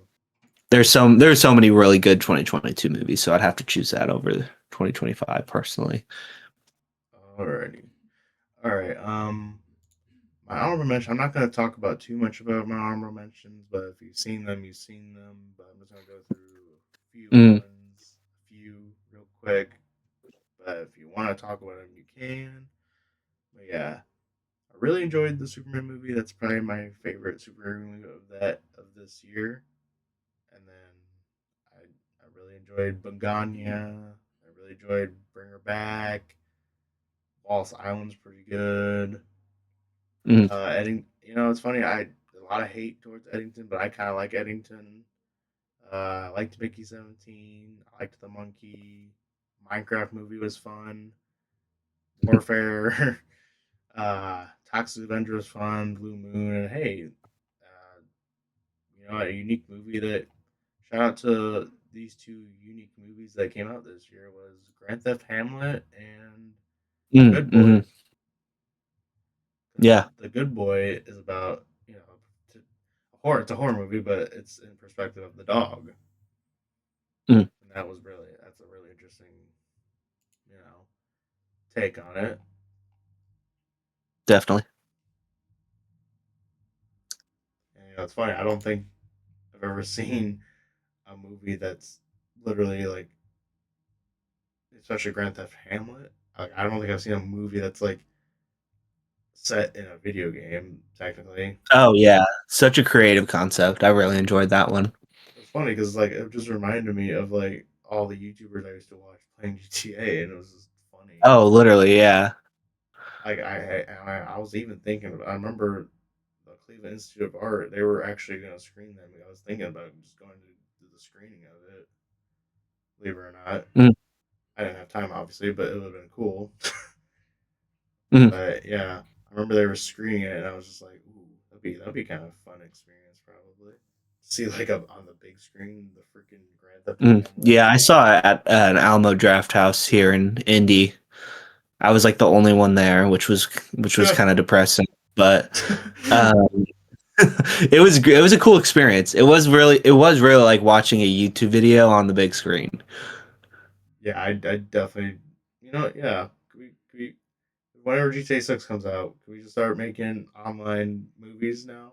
Like, Mhm, how funny would that be? I just feel like, yeah, I think there should be like something that's like it feels like a YouTube video, but it's also like a movie. mhm. I don't know. Maybe, There could be not in the sure. future. I don't know, but those are some Mhm. honorable mentions. I don't know what your honorable mentions are for this year, but you can rattle through Um, some of them. yeah, some of mine were repeats of what you had in your top 10. Like, I had Life of Chuck in Final Reckoning, like right outside my top 10. I had One of Them Days on mine. That was Oh, really that was a close to my good top 10. comedy. I thought that was so funny. It really is kind of like the modern day Friday. Oh yeah, yeah, I yeah. think I really enjoy Fridays, so of course I enjoyed that. I really loved Ephus, which is like a very much like a Richard Linklater movie, but it's just literally a bunch of old guys playing baseball. Sound. And Oh wait, no. Oh yeah, okay, yeah, I've heard of it. The yeah, it's baseball very movie. funny. Yeah, it's very funny, and it's also pretty wholesome, surprisingly. Um, but yeah, that's another one that was close to my top 10. And then another, probably the last one I'll mention is Sorry Baby, which is an A24 movie that came out during the summer. Just flew like super under the radar, which sucks because it is a really excellent movie. I think writer director Eva Victor, who also stars in it, just like totally put her voice out there as a filmmaker to look out for. It juggles tones so seamlessly. It delves into very dark subject matter, but knows when to crack a joke, weirdly enough. But yeah, that's like the one like indie gem that I would recommend people see. Yeah, it's on my watch list. Yeah, it's on HBO Max now, which I'm happy with. Yeah, So yeah, yeah, that's about my honorable mentions. yeah. I wonder if I have another one I can talk about.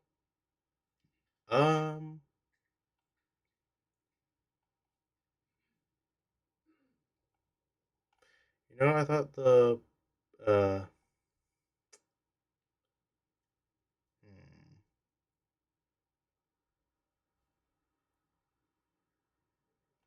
it's funny. I wasn't going to watch this movie, but like I kept hearing it being shoved down my face a lot. But like obviously Sony Animation, I was like, okay, Spider Verse people, let me watch it. Fine, Mhm. screw it. And it has K-pop Demon Hunters. Oh yeah, It's a fun movie. that was probably the most watched movie of last year. Oh yeah, for sure. Kids love it. Mm. I mean, adults probably love it too. I like the No, I soundtrack. really liked it. Yeah, I like it. I like it Definitely. Oh, too. absolutely. I didn't think I was gonna watch it though. I was like, what even is this? I don't know how I feel. But then I was like, oh, Sunny Nation? Maybe I should give it a watch. Mm. And, finally watched it and it was very fun. I enjoyed it. I will say, I think the best song on the this is the in the movie is probably the Soda Pop song. I think the villains have the best songs in the movie. Hot take. Yeah, Hot take. I think I agree. I think Your Idol's my favorite of theirs. Yeah. For sure. I will say I do hate when there's the songs that are just shoved down your face. Like, it's a Mm. good song, but it's just like I hear it too much. You know what I mean? Like Golden or Mm. whatever song is on there. Yeah. Like I No, liked it when I we. first heard it, especially in the movie. But I'm just like, okay, now Mhm. Walmart. Okay, now people from Walmart are like making their Yeah. workers listen to the song constantly, and I'm like, oh no, Yeah. I don't know if I like it as much now, just because I know Yeah. that fact. But yeah, yeah, I even thought Ugly Stepsister is kind of underrated from this year. Definitely. Very creative horror movie. Literally, like David Cronenberg in like Bridgerton or whatever, or Snow White Definitely. or whatever. Wait, no, Cinderella, right? Mm, yeah, Cinderella. Yeah, but yeah, I don't know what. I don't know, is there any TV shows that you've seen that you really liked? Yeah, I actually watched quite a few TV shows this year, mainly because my girlfriend's a big TV person, so I've been watching like a lot with her. My favorite that I saw was The Studio, which Oh, I gotta is see that. which I as heard it's like a really film good. person, yeah, as a film person, it just makes sense that it was my favorite show of the year just because it goes so much into the film industry. I just thought it was so funny. I love everything Seth Rogen does, and this might be one. This is definitely one of my favorite projects of his. I will And say, yeah, if you haven't watched it, definitely watch it. yeah, it looks really good, and I love Mhm. Seth Rogen. Mhm. I Yeah. don't care who you are. If Seth Rogen's in the movie, I'm watching it.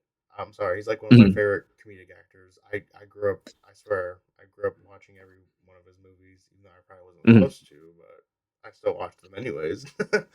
So of course, super bad. Of course, this is the end. Of course, the interview. Like honestly, for Mhm. me in my generation, they're just classic comedies movies for me.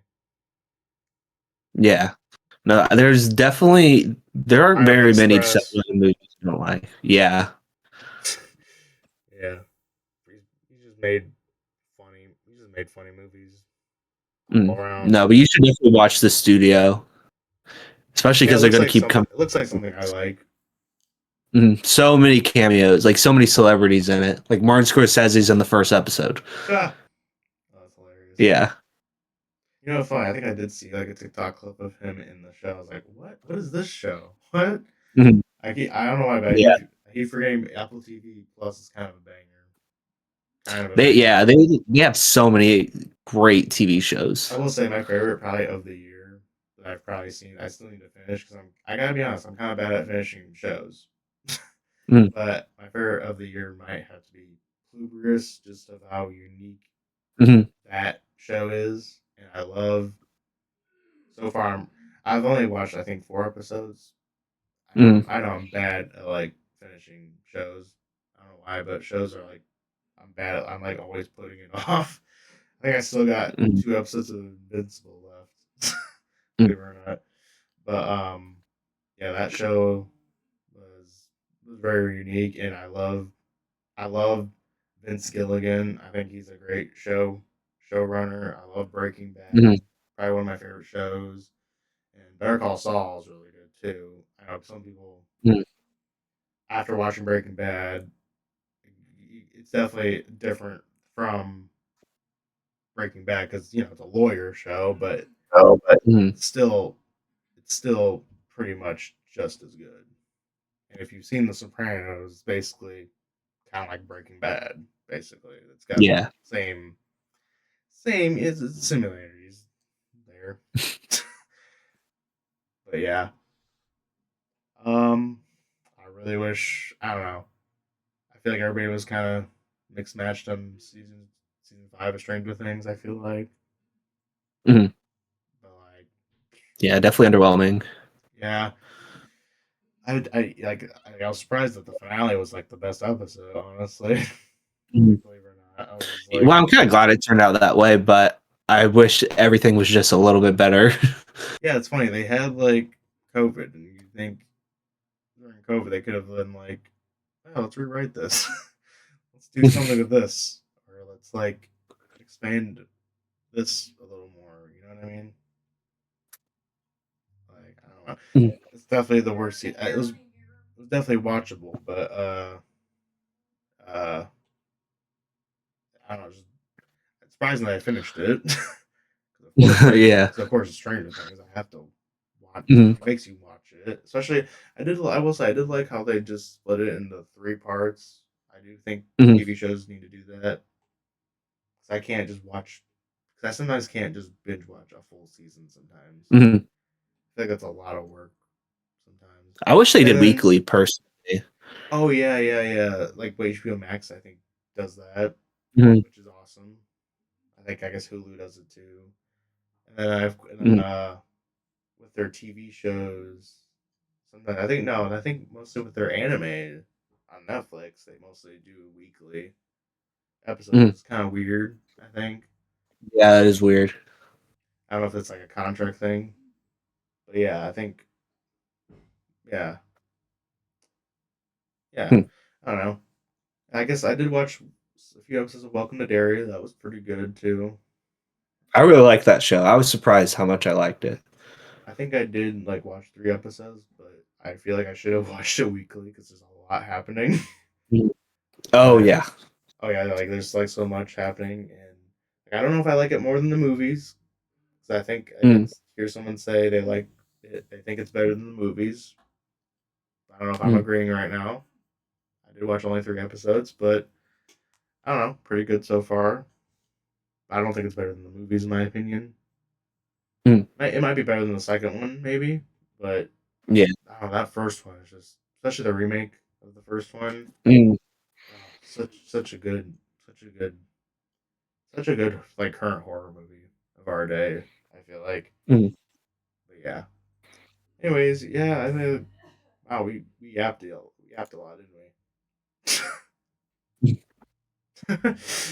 Yeah.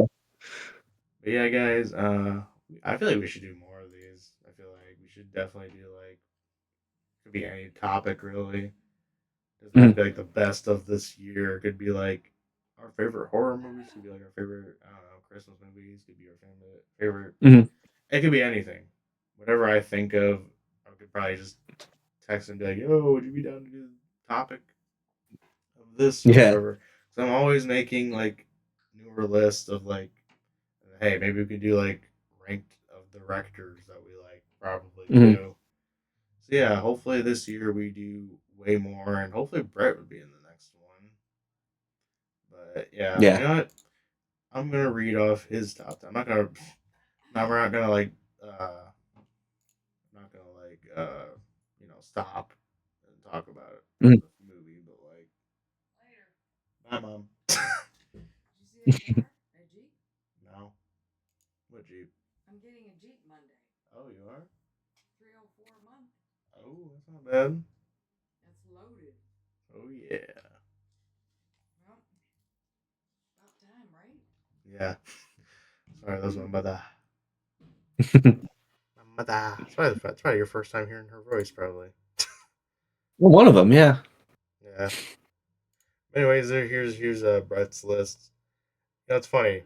He has some of the same movies in my Mhm. spots, believe it or not. Guess what his number 10 is? Wake Up Oh God. Dead. Wake Oh. Up Dead Man. Number 9, Naked Gun. Oh my God. Then number 8 though, Bring Her Back. Okay. And then number 7 we got 28 Years Later. Nice. And then number 6, the Chainsaw Man movie. Mm. I heard a lot of people really love that, but I'm not an anime person at all, so I'm nowhere near I'm caught up starting. on them. I'm not gonna lie. I'm starting to like get very soft into it because I really Mhm. enjoyed Dan to Dan, which is basically about these teenagers that are hunting aliens and ghosts and stuff and demons. It's very ridiculous, very funny, very fun. Mhm. But and then I really so far am liking Demon Slayer. That's really good too. And Mhm. then love the hell out of Death Note. Death Note's Mhm. like I feel like Death Note might be your style because it's definitely like it's in the perspective of the serial killer, but I don't know. You've heard of Death Note, right? Yeah, I've seen the live action movie, which I know isn't the greatest example of like Oh yeah, the show's peak. that was trash. So Yeah, yeah, so I've heard the anime is actually really good. So yeah. It's probably more your thing. It's definitely has that. It's in this perspective of the serial killer, but it's definitely Mhm. like still a who done it type of thing. Even though you know the main character is the serial, but it's fun just watching the other characters be like, who in the hell Gotcha. did this murder or whatever? Because the Death Note. If you don't know, Mhm. you write someone's name in the Death Note, and they just die of any circumstance, basically. But yeah, Mhm. that's that. Anyways, this is number 5, Frankenstein. Okay. Number 4, Marty Supreme. I think that was my number 4 too, right? Yeah, it might have been Then four or number three. 3, we got Eternity. Oh wow, And good then for number him. 2, One Bad After Another, and then number 1, Sinners. Mhm. So yeah, that's his list. If he was here, he probably would have talked about his list. But Mhm. sadly, he was busy. But yeah. Anyways, I don't know what else to talk about because I feel like yeah, we should definitely do more of these. But yeah, Mhm. I'll see you guys in the next one of mine. Yep. Bye.